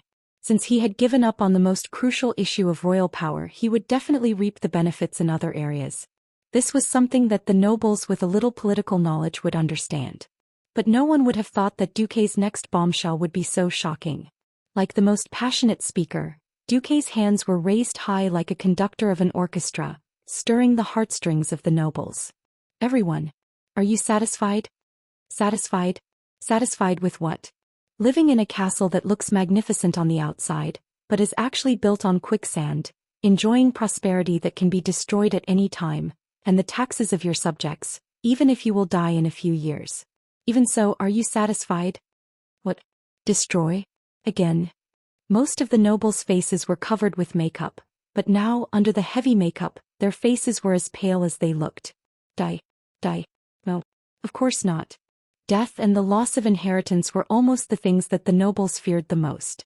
After experiencing 3 battles at the Dark Portal, is there anyone who still dreams of eternal peace? If there is, then let me give you a word of advice. Don't be naive. The demons of the Burning Legion have already set their eyes on this beautiful planet. There may be peace, but every subsequent peace will be extremely short. If you do not wish to be destroyed, then bring out your drive, bring out your dignity as a noble and prepare for war. Or, where is the enemy? As the leader of the knights, Bolvar stood up without hesitation. Duque waved his hand to stop Bolvar. No, there's no rush. This time I'm here to tell everyone that the era of nobles being able to watch the soldiers fight on the front line as if it had nothing to do with them as long as they send soldiers and pay them is over, while they safely have a party in the rear is over. When Duque said this, all the nobles in the meeting hall felt their hearts skip a beat. Obviously, Duque was going to use his ultimate move. I hereby formally request Stormwind to reform the tax system. In the future, all tax officials will be dispatched by the kingdom. Taxes are divided into national tax and local tax in proportion. The national tax would be paid directly to the state and controlled by the state. The land tax was collected by the lord and used for the lord's daily expenses as well as the construction of the territory. At the same time, all entrance fees and road tolls will be abolished. In terms of military affairs, greatly reduce the number of private soldiers that nobles can legally possess. Grand dukes can only have 1,000 soldiers at most, and so on. The disbanded soldiers and those who pass the physical examination will all be incorporated into the country's regular army. The rest will be reorganized into local garrisons and supported by the country's finance. In terms of armaments, all mines will be uniformly mined by the country. Every year, a guide price will be set based on the market price and economic returns will be given to the lords. At the same time, the lords have the obligation to allocate empty land near the main roads for the country to build various military facilities according to local conditions. In one breath, Duque threw out a combination of punches, directly shocking the nobles to the point of suffering internal injuries. All the nobles felt like they were about to faint. This was digging out the roots of the nobles. In name, taxes did not increase, but which nobles did not have their own private coffers? Every year the taxes would be 10,000 gold coins. At most they would report 3,000 gold coins and then pay 3,000 as taxes to the king. Now that even the tax officials had been changed to the countries, that private coffer would be the first to be destroyed. In terms of military affairs, Abolishing the private soldier system was equivalent to abolishing military power. In the future, any family's soldiers would only be at the level of a guard of honor and would not even be qualified to rebel. In terms of armaments, the nobles who occupied the mountains as kings were forced into a dead end. In the past, those who had mines in their territories were like hens that laid golden eggs, practically earning money while lying down. There were even lords who secretly refined the mines themselves, forged them into weapons and secretly sold them to the tribes.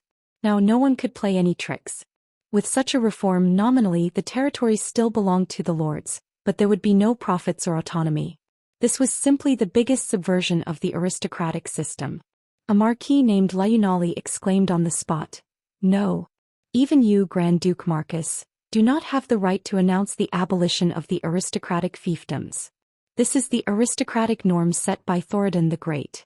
This is the cornerstone of the entire aristocratic world." Duque did not answer directly but instead smiled strangely. "Sir Marquis, have you ever seen a big explosion that almost destroyed the world?" No, I have seen it."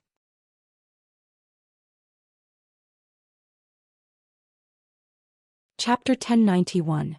The nobles were shocked. They couldn't believe their ears. Duque, who had been missing for a long time, came back with drastic reforms and targeted at the roots of the nobles. Were the nobles still nobles without financial and military power? What right did the nobles have to do whatever they wanted in their own territories? Wasn't it just financial and military power? Almost all the respect and power were obtained from these two things.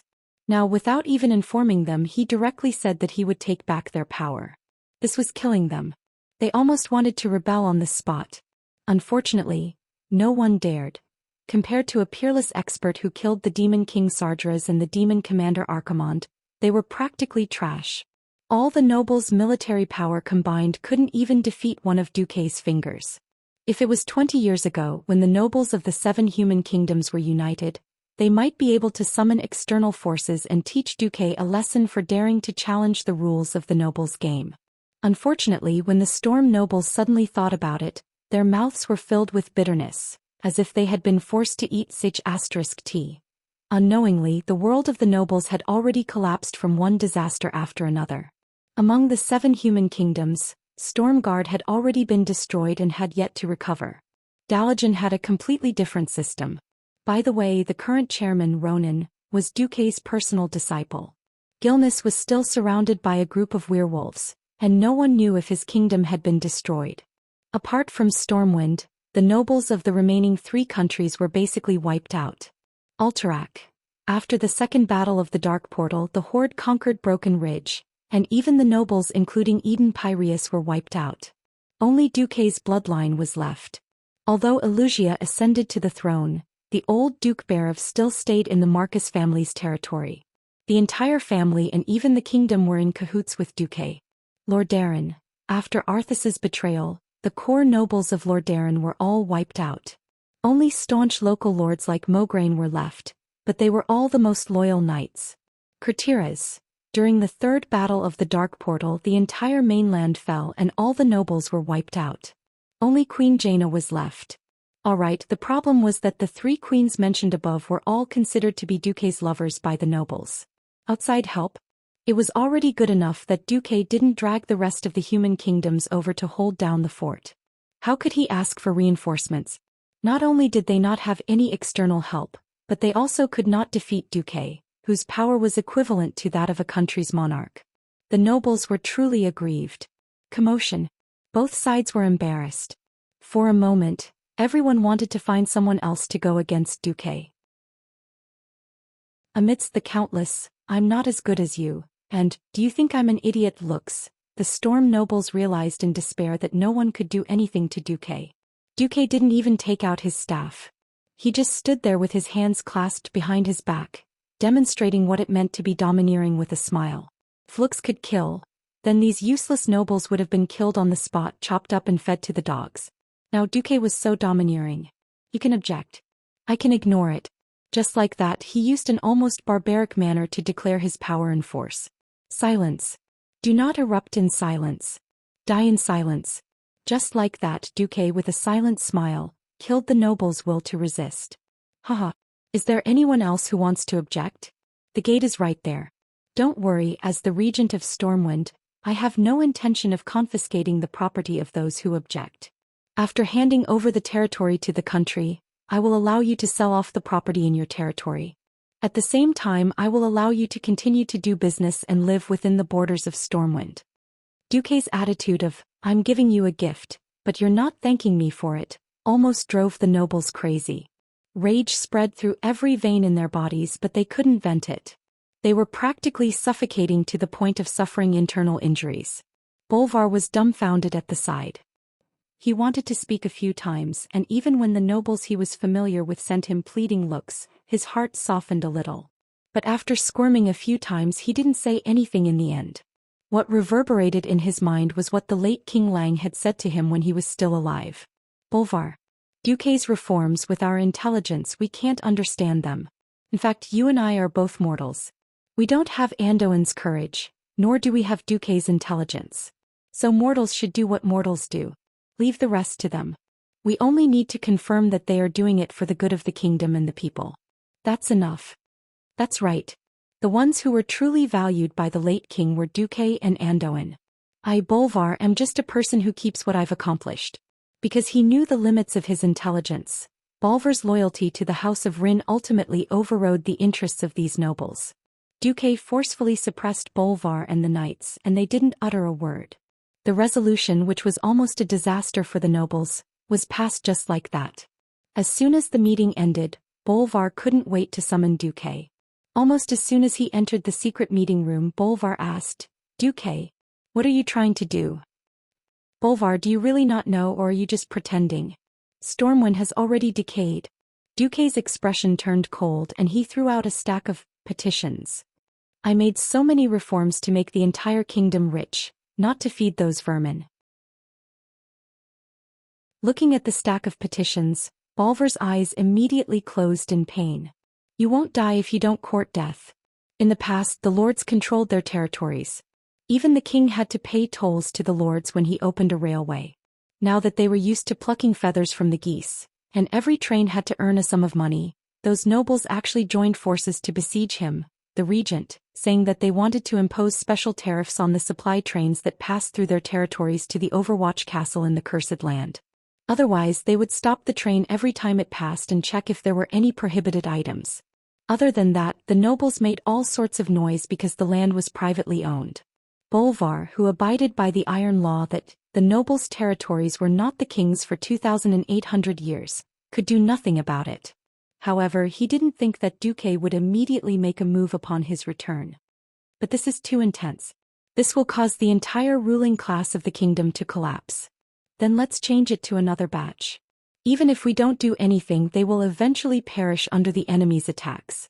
The important thing now is whether we should destroy them, or let them continue to corrupt the entire kingdom, dragging the kingdom and even all of humanity into the abyss of destruction. Is it that exaggerated? What if I told you that the loss of Varian's soul was the plot of an enemy, and that enemy just so happened to be among the nobles? Bolvar's heart instantly froze.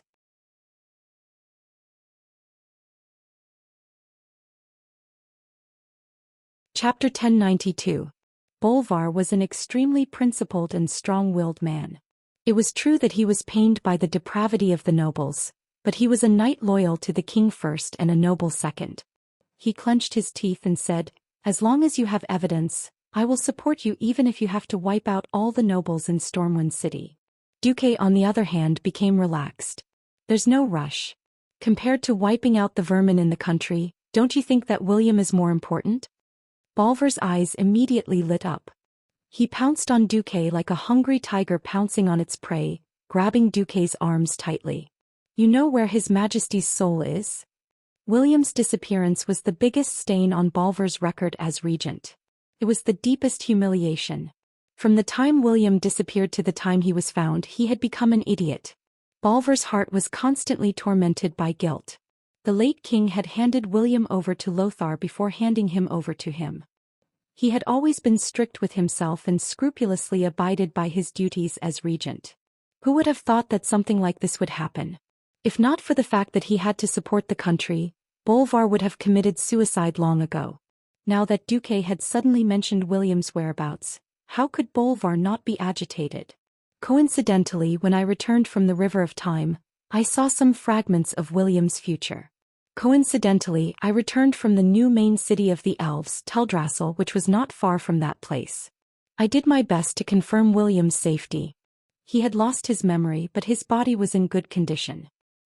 Wait. You confirmed that it wasn't His Majesty's soul?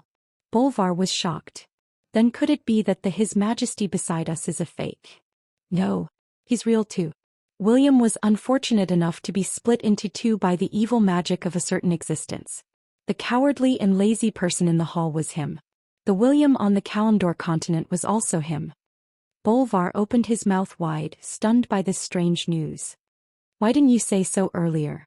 After entering the room, Duque had already set up a magic barrier to prevent eavesdropping, but he still made a shushing gesture. If I say that, won't the one lurking among the nobles realize that I've seen through everything? Who the hell is that guy? Bolvar gnashed his teeth. To think that a mysterious and powerful enemy had infiltrated right under his nose. This was definitely a dereliction of duty on his part. Duque patted Bolvar on the shoulder. Brother, your acting is too bad. I can't tell you, but you can rest assured and leave that guy to me. I believe you. I'll leave the domestic affairs to you. I'll personally lead the troops to fetch the other emperor back. At this moment, Bolvar was like a fanatic who was obsessed with Duque. His eyes were filled with stars.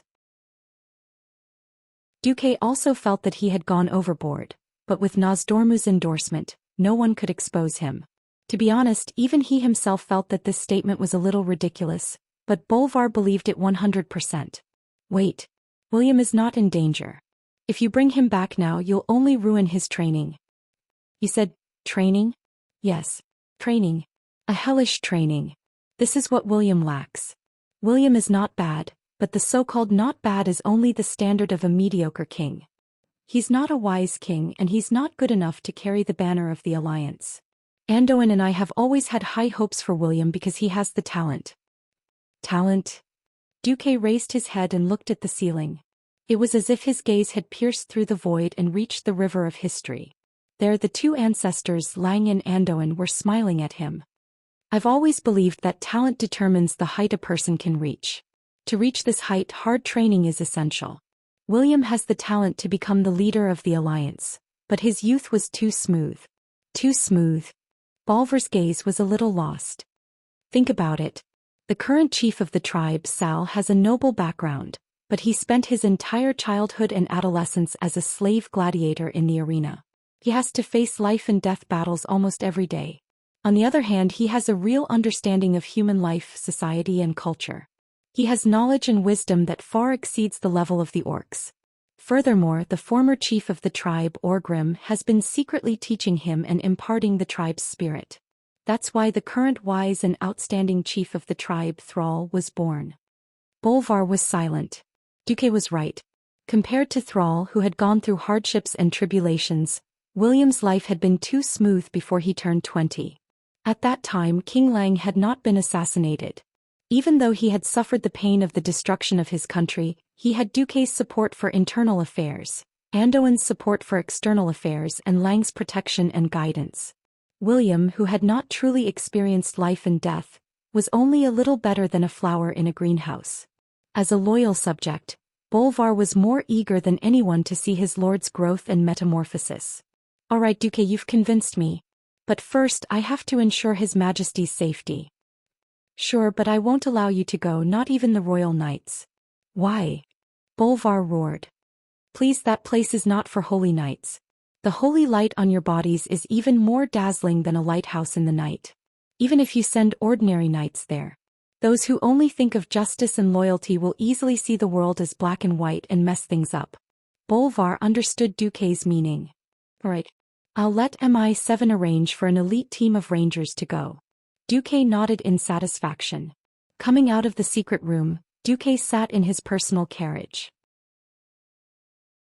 The two important subjects, Reginald and Edwin, as well as the two maids, Vanessa and Solarian, were already waiting there. As a Grand Duke, he still had to have the necessary extravagance. The carriage was very large, and each side was enough for one person to lie down comfortably. There were also many protective spells and anti-eavesdropping spells. Sitting opposite him, Edwin Van Cleef was the first to bow his head and admit his mistake. "I'm sorry, my lord. I didn't even know that a powerful enemy had infiltrated the kingdom. It's my fault." "Huh. Do you know who she is now?" "Her." Edwin immediately reacted even though he was not absolutely sure. "Master, are you talking about Countess Enristo?" Duque revealed a mysterious smile. "Edwin, do you still remember Lord Presto?" In the carriage, the expressions of the other four people froze. Lord Presto, this name was not unfamiliar at all. Even Solarian, who was far away in Cuel Salis, had heard of it. The fallen ancient guardian, Nisario, had once pretended to be a human lord and infiltrated the alliance. He almost married Princess Kaliao and was crowned king of Alterac. Chapter 1093. Edwin slapped his forehead in utter regret. This was a slap to his face. After all, he was in charge of the Marcus family's intelligence work. "It's not your fault. Enristo and Presto are very different in pronunciation and spelling." Duque wasn't spouting nonsense. After all, the common language in the world of Azeroth wasn't English. It was still an alphabetic system, but the letters, spelling, and pronunciation weren't the same. Windsor sighed. "I'm still thinking about how to dispatch troops if something happens to Stormwind City. But that's a dragon.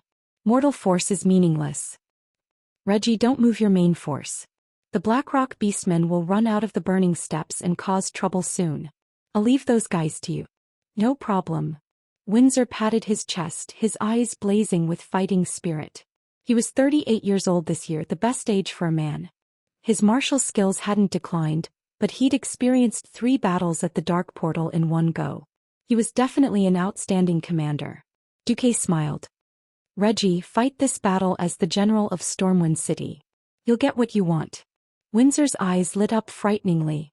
Of course he knew what Duque was talking about. The Marshal's scepter. A marshal who wasn't even 40 years old. Just the thought of it was enough to make him go crazy with excitement. "Isn't it just taking care of the Blackrock beastmen? Don't worry. If this was 20 years ago, Duque really wouldn't be able to rest easy. But after experiencing so much, Windsor was definitely trustworthy." Edwin brought the topic back again. "Who's coming this time? Female? Female? Could it be Onyxia?" "That's right. Too bad there's no prize." "What do we do? While she's still in human form, let's..." Vanessa made a throat-slitting gesture. Duque laughed. "Stop joking. Only when you cut her with your dagger will you realize that her seemingly delicate neck is actually 3 feet thick. They are all giant dragons monsters." Vanessa was indignant. Science could not explain why a giant dragon that weighed in tons would turn into a delicate woman that weighed less than 100 pounds after using the ultimate transformation spell. What else could Duque say about such a fantastical world? Solarian interrupted. "Then what do we do? Should he just wait like this? It doesn't seem to fit Master's personality." Solarian hadn't completely changed. After all, she hadn't spent much time with Duque. Duque didn't mind. He rested his chin on his left hand and rested his elbow on his knee. His right index finger tapped on the blue-dyed velvet cushion about 10 times rhythmically and smiled. "Solarian, you're right. Although waiting is in line with my status, the status of a mortal is meaningless to a dragon." At this point, a naughty smile appeared on Duque's face. "But since such a giant dragon doesn't play violence with us, and instead comes to the human world to play politics and conspiracy, wouldn't it be rude of us as the host not to play with her?" Vanessa pursed her lips. "Dear Master, are you sure that Elune has cleansed you of all evil powers?" "Damn it, Master is working, don't talk as a maid." Edwin couldn't stand watching his daughter anymore. After lecturing her, he immediately turned to Duque. "Master, you spoil Vanessa too much. She's almost forgotten her duty as a maid." Duque shrugged. "Yes, Master. Are you planning to destroy the entire noble class?" Windsor suddenly asked. After all, every knight apprentice is taught how to serve their lord when they are young. Only by making great contributions will they be allowed to enter the noble class and rise above the rest. If Master does this, with our power and power we should be able to succeed. But there will be chaos, and who will rule the country in the future? Or do you want to change Stormwind to a Dalajan parliamentary system? Or a monarchical parliamentary system like in Quell? Gloss. Sigh. Duque sighed. So that's the case? This was the inevitable limitation of the people of this era. Due to the lack of productivity and poor transportation, the human kingdoms of Azeroth where Duque had transmigrated were similar to the feudal system of medieval Europe. It was simple. It would take more than a month to send an order to the furthest border. The scope of the king's authority was usually limited to his field of vision. He couldn't control anything beyond a 3-day journey, so he had to give his vassals great autonomy. Every lord was in fact a local emperor. But Duque used 20 years to promote the mechanical revolution with the steam engine as the core, and almost covered the entire territory of Stormwind. It would take less than a week to travel from Stormwind to the furthest territory. Access to roads, access to money, access to government orders. Maintaining the more primitive feudal system under such circumstances was actually hindering the development of the entire society. For example, this time the princess of the Black Dragon Onyxia had just provoked a little, and the brainless nobles who were blinded by profits couldn't wait to jump out. On the surface they wanted to increase taxes, but in reality they wanted more power. Otherwise they would threaten to abolish the railway transportation. This situation was even worse than when Onyxia provoked the Mason Brotherhood to demand back pay from the Stormwind nobles for the construction of Stormwind City. That time the Stormwind nobles didn't pay for the construction of the city. It was a typical peasant worker demanding back pay. Of course, there was also the reason why Onyxia lied to the backbone of the Mason Brotherhood. She asked them to falsify accounts and raise the construction costs to demand money from the Stormwind nobles. The problem was that at that time the nobles were also very poor. Naturally, the nobles thought that this was extortion. Under the princess of the Black Dragon's provocation, the Mason Brotherhood rioted. The mole she arranged even threw stones at Varian's queen Tiffany to death. Varian, who knew that he was in the wrong, was still extremely lenient and exiled the Mason Brotherhood instead of starting a massacre. As a result, the Defias Brotherhood came into being. In this life, because of Duque's influence, the resources in Stormwind were extremely abundant, and the people were extremely happy. It was very difficult to incite conflict between the people and the nobles, so the nobles fought with Bolvar for power. Who would have thought that Duque would return at such a crucial time? Duque didn't want to cause too much chaos, but since Onyxia had started it, he could only carry on with the reform. Chapter 1094. Duque pondered for a moment before replying, "I have no intention of disbanding the entire noble class. To be honest, a ruler is a necessary existence. Without a ruler, the people will be in chaos. But what I, and even the entire world, need is a group of rulers who are united and actively preparing for war to face the Burning Legion and other dark forces, not maggots who dare to attack the soldiers on the front line for their own interests." "My lord, what else did you see in the River of Time?" Windsor asked. "Or, not only against the Burning Legion and the Scourge Legion, but also against the ancient elemental lords and the most evil ancient gods. Every 2 to 3 years, there will be a great battle similar to the Third Dark Portal." Duke tricked his subordinates like a charlatan. If Duque had said this 20 years ago, he would have been treated as an idiot. But humans were a race with amazing adaptability. In these 20 years, everyone had gotten used to it. No one did not believe him. Although they believed it, the expressions of the 4 people in the carriage turned serious. "Understood. Let us do what we can for our lord. Let us pave a bright path for this world full of calamities." With Windsor in the lead, the 4 of them bowed to Duque. On the other side, the Storm nobles began to contact each other as soon as the meeting ended. However, they sadly found that they could not find anyone on their side, or even a team that could contend against Duke Marcus' tyranny. At this time, they were pleasantly surprised to find that someone had committed a crime. Countess Katrana Anristo had suddenly announced that there would be a masquerade party tonight. Yes, the kind that wore a mask and did not even need to show their faces. The Countess was so considerate that she specifically instructed the person who delivered the invitation to verbally convey that they did not even recognize the family emblem on the carriage. They only recognized the invitation and not the person. From the most powerful dukes to the insignificant barons, at least 200 to 300 nobles directly agreed to attend the banquet. Bolvar was silent for a long time when he received the news. In the shadows in front of him stood a shadowy man. He was short and capable with deep brown eyes. "Your Excellency, what should we do?" In the end, Bolvar waved his hand. I have already reached an agreement with Regent Marcus. I will not interfere in this matter. Moreover, doing so would obviously help the Stormwind Kingdom become a more powerful nation. You just need to focus on the Ghost Wolf mission. Understood. The man silently retreated. Looking at the empty room, Bolvar sighed. Duque, don't disappoint me. That night the atmosphere was strange. As the sky gradually darkened, almost all the noble houses opened their doors, and many carriages streamed out. Some of these carriages had family emblems, while others were unemblemished carriages used by servants to purchase goods.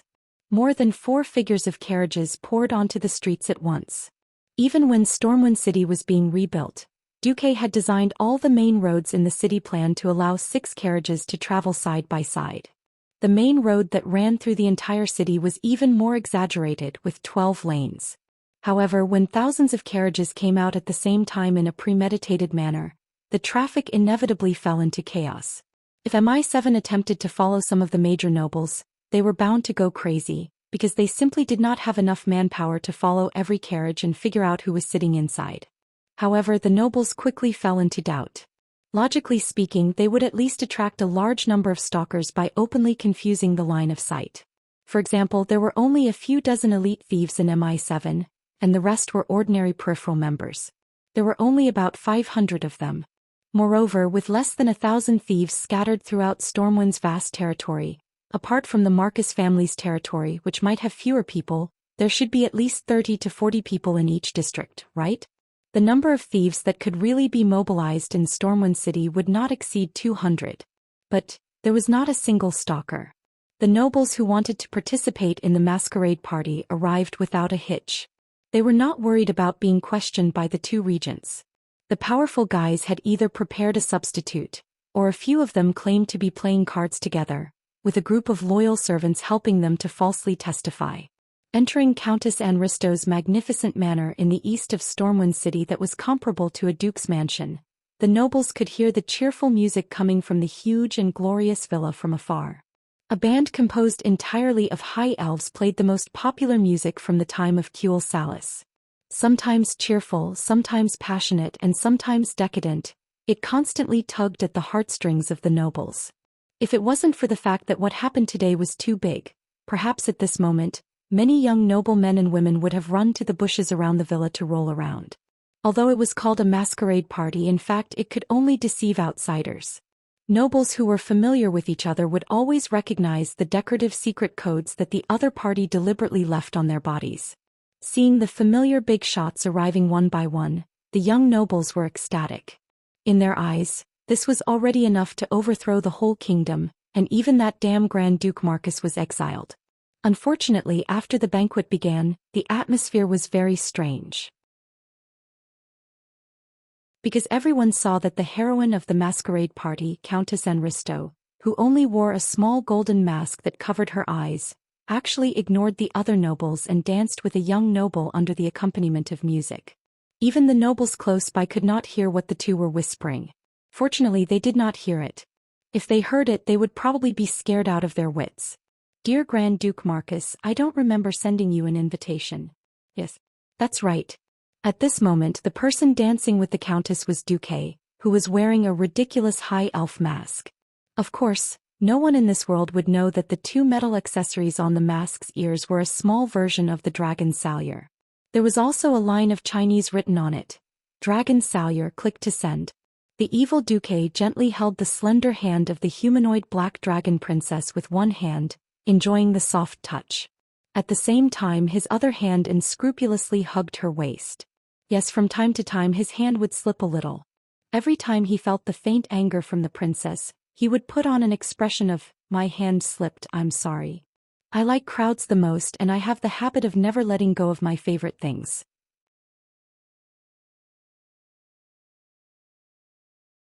Chapter 1095. Hee hee. You're really confident. Onyxia had a formal smile on her face. Of course. As an expert and a leader, confidence was a must. That's because you might not win with confidence, but you'll definitely lose without confidence. Duque teased without showing any weakness. Hearing this, the Black Dragon Princess laughed coldly in her heart. Hee hee. If you knew who I was, would you still be so confident? She didn't know that Duque was also laughing coldly in his heart. If you knew that I already knew who you were, would you still be so calm? Would you pretend that you didn't know and continue playing politics with me among the nobles? Or would you flip the table on the spot and turn into a black dragon and start fighting? Just like that, the human and the dragon looked at each other gently and even affectionately in the eyes of others. No one knew that these two fellows couldn't wait to kill each other. Xianxia laughed. Is this the confidence of the legendary Casanova Duke who conquered many queens? The Black Dragon Princess suddenly thought maliciously. If one day Duque found out that the beauty he was very interested in was actually a black dragon, and then she would attack him violently and bite off both of his legs, how cruel and hilarious the scene would be. Maybe, maybe not. Duke's face was full of smiles as he continued to display the demeanor of a Casanova. While he was replying, he was thinking about how to numb Xianxia so that her plan wouldn't be carried out so quickly. He had to give Xianxia hope and not let her fall out so quickly. Otherwise, William would be in danger, or it might directly lead to the failure of the training, and he wouldn't be able to form the legendary Iron Triangle with Valilla and Eyebrawl. However, Duque couldn't let Xianxia stay in Stormwind City for too long. In his spatial storage, there was a remnant of a platinum disc that only had 1/5 of its original size left. It was trembling faintly. With the help of the platinum disc's power, Duque had already seen that the entire villa was filled with dragonians and half-dragons. It had to be said that the Black Dragon clan's ultimate transformation technique was very powerful.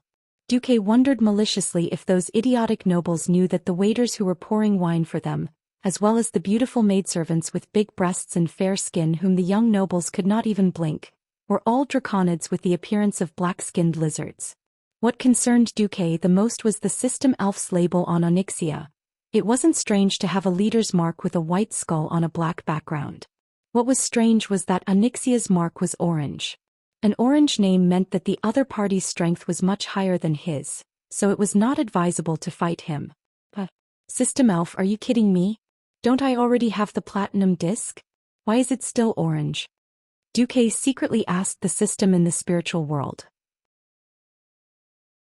The possibility of an incorrect judgment is 0.2%. According to speculation, Xianxia, who has transformed into a human, has received an unknown enhancement. Unknown strengthening. Huh? Duque muttered to himself. Of course, in the eyes of the Black Dragon Princess, it meant something else. Pitiful humans can't get rid of the shackles of tradition after all? I thought you were really so ruthless that you wanted to subvert the traditions of the entire human society. Xianxia smiled. Grand Duke Marcus, in fact, I am very grateful for your concern. But you are not my type, I prefer a more traditional man. Duque was embarrassed. Am I being labeled as a good guy? Hey, I haven't done anything yet. Know that my affection for you is just a pretense, you don't have to label me, okay? At this moment, Duque, who considered himself not handsome, but elegant and invincible in the field of love, felt 100,000 tons of damage in his heart. But the act had to continue. Tradition is essentially a good thing, but tradition must also adapt to the changes of the times. Don't you think that a great man like me, who has adapted to the development of the new era, is a better choice for you? Duque smiled, hinting with a double meaning. On the surface he was picking up girls, but in fact he was hinting that holding on to the traditions of feudal territories would not end well. Xianxia was a rare dragon with a high level of political wisdom. She immediately determined that Duque was actually trying to recruit her. The Black Dragon Princess sneered inwardly. Hee. It turns out that the great hero Duque, who even dared to kill my dead father, is actually afraid of a civil war in Stormwind? Humans' shackles to their homeland and oaths to the dead are boring enough. But it is precisely like this that he is more like a human. Hee. Duke Marcus, just wait for me to thoroughly destroy your cherished Stormwind.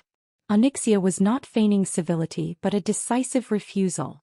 Her voice suddenly became slightly louder, loud enough for a few nobles nearby to hear. I believe that it is precisely because of the inheritance of civilization and norms that humans can be distinguished from the barbaric beastmen, filthy trolls and other races, and become recognized as a highly intelligent race. Humans who have abandoned their inheritance are no different from beasts, so give up. Rather than lowering my noble head and kneeling in the mud under your despotism, I will choose to use my own method to say no to injustice and tyranny. Onyxia's words were so righteous and awe-inspiring. If Du Zhe didn't know that the person in front of him was a female black dragon, even he himself would have almost believed it. He even shed a few tears of gratitude. A dragon's life is like a play, and it all depends on acting skills. Alright, your black dragon family is a best actor and best actress. I will carve the word admire on a sweet potato when I return. Duque showed a pitiful expression. It's such a pity that Countess Anristo has such a deep prejudice against me. I hope that time can bridge the gap between us. Some scars cannot be healed by time, Best Actress Onyxia replied coldly. Just in time the song ended. Duque could only reluctantly let go of Onyxia. Of course, as a big antagonist to the nobles, how could he not leave some harsh words before he left? Is that so? Actually, when it comes to persuasion, I personally prefer conquest. Let's call it a day. I think we will have a deeper conversation in the council hall. Yes, we will. Unknowingly, a large group of nobles had stood behind the countess. Now everyone knew that it was Duque who came to demonstrate his power. But some things were like this. After shedding all pretenses of cordiality, they would become fearless. It was precisely because of Duque's appearance that more wavering nobles began to join Countess Anristo's camp. It was all because of Duque. Leaving the villa in a carefree manner, Duque really wanted to laugh. If the flag bearer they followed was really a human, perhaps there would be a Stormwind version of Joan of Arc. Unfortunately, they followed a female black dragon.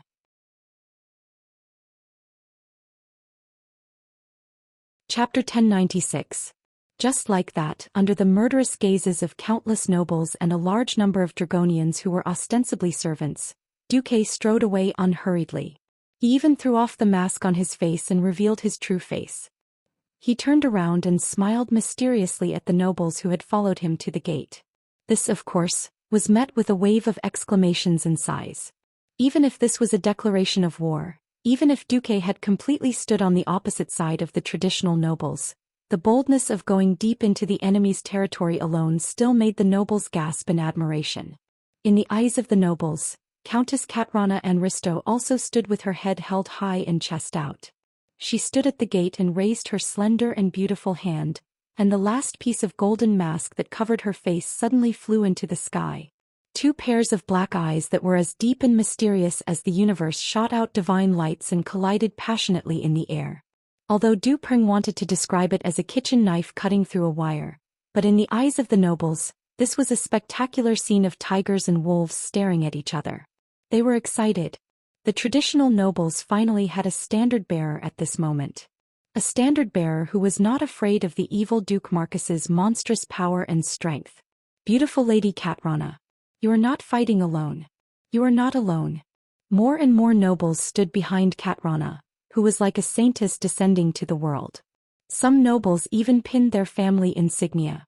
Even though they had not taken off their masks, they were standing on the side. The ridiculous herd mentality was fully displayed at this moment. Almost every noble was thinking, that's right. I am a great noble conferred by the late king.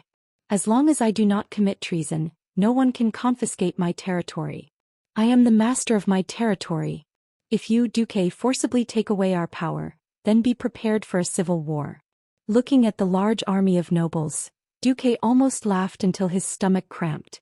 After snorting, Duque turned around and no longer looked in the direction of the villa. At the gate, a gorgeous carriage with a blue and white background and the Marcus family's tornado family emblem rushed over at high speed. With an almost elegant movement, the carriage stopped in front of Duque. The driver was one of the famous 5 silver sages, Gavin Rad Misfortune. This holy knight who had once been exiled to the outside world and was now a grand marshal of both Stormwind and the Alliance, had just been confirmed to be alive. He, Daneth Trollbane and Kale, had successfully built a bridgehead fortress not far from the Hellfire Peninsula where the Dark Portal was located, Fort Glory. However, the space near the Door of Darkness was too unstable. It was only with Kale, full strength that he managed to return a week ago. As soon as he returned, he used this method to express his support for Duque. Heh. It's really unfair for a marshal like you to be my driver. Duque smiled. It would be my honor to be the driver for the Alliance's commander. Gavin Rad smiled as well. Duque entered the carriage with large strides. Naturally, there were his two maids who were very good at fighting, as well as Edwin. De Fan, who was supposed to be the leader of the Defias Brotherhood, could not help but ask, "Is it really good to leave them alone?" "No problem, let the bullets fly for a while." What Duque said was a famous saying from that world. In the ears of the other three, there was naturally an unusual taste. Dwarves were good with guns, so they naturally had bullets. In the eyes of mortals, as long as the gun was fine and the target was aimed, it would hit. In the eyes of experts, even the fastest bullet was nothing more than a flying tool. Shields deflecting bullets, godly evasion, muscles clamping bullets, these were really nothing. This was the difference between realms. A difference that was enough to make others feel deep respect. Unknowingly, Solarian had been Duque's maid for 5 years. Even though Duque was thrown into the War of the Ancients most of the time and kept busy, this did not stop Solarian from finding opportunities to understand her master. Solarian had originally thought that since Duque had chosen to save Kale, that's the prince she had followed before, she had to fulfill her promise. Everything was out of a promise and obligation. As she learned more about Duque's past, she began to understand why so many people around Duque followed Duque without any complaints or regrets. Even though Duque was not around, they still firmly carried out the policies that Duque had left behind. They firmly believed and looked forward to Duque's return. Perhaps only such a man can truly save this world that is plagued with disasters. Solarian muttered silently in her heart. Duque did not care about Solarian's sensitive thoughts. In his opinion, a human maid who had regained the appearance of an 18-year-old and a beautiful elven maid with a shelf life of tens of thousands of years was enough as eye candy.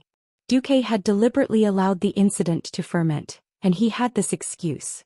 This was because on January 2nd, year 21 of the Dark Portal, which was the day after New Year's Day, the Alliance would hold a meeting. This meeting was of great significance. It was not only the 20th anniversary of the Alliance, but also to welcome the Night Elves to join the Alliance. And according to the agreement made by the various countries at the end of the Third War of the Dark Portal 5 years ago, the Alliance would no longer have a leader. Instead, a standing leader would be elected every 5 years, and a new Alliance commander and deputy commander would be elected. Last time, because of urgent matters after Duque returned from the void where Karazhan was, he took the position of Alliance commander for a time. Later, because of the Archimonde curse, he resigned. Now that Duque had returned and announced that he was fine, everyone knew that this was just a formality. The position of Alliance commander would definitely belong to Duque. This was just like when the leaders of the Celestial Empire went on a visit before Duque, and then conveniently signed a number of trade contracts. In fact, they had already been signed and negotiated and only announced at once. Since the birth of the Alliance, there had been a total of 3.5 commanders. The first was Anduin Lothar. He was the least controversial. If it were not for Duque's dazzling achievements, he would probably have been given the title of God of War. The second was Alexandros Mograine. Although he was rigorous in his use of troops, it had been proven many times that his ability was limited to one army. With 200,000 troops, he could give you the effect of 400,000 troops. Give him 400,000 troops and it was still 400,000. The third was Duque. His dazzling achievements were enough for him to be recognized as the God of War. The only thing that restricted him previously was that he could not get the support of the Rotterdam Kingdom. The remaining half was William, who could be considered an apprentice under Lothar. All the kings knew who the best candidate was. What was more rare was that Duque had started his career early, had the best achievements and had the best achievements. All the kings respected him. If there were no accidents, Duque could be the commander for at least another 30 years. As long as Duque did not announce that the Alliance would become an empire, everyone would respect him. Under such an atmosphere, the leaders of the various countries who arrived at Rotterdam on the 1st of January seemed extremely harmonious. You're tuning in to the Zhou Xian's Legacy YouTube channel. Don't forget to subscribe and join us on this journey to catch the most captivating stories.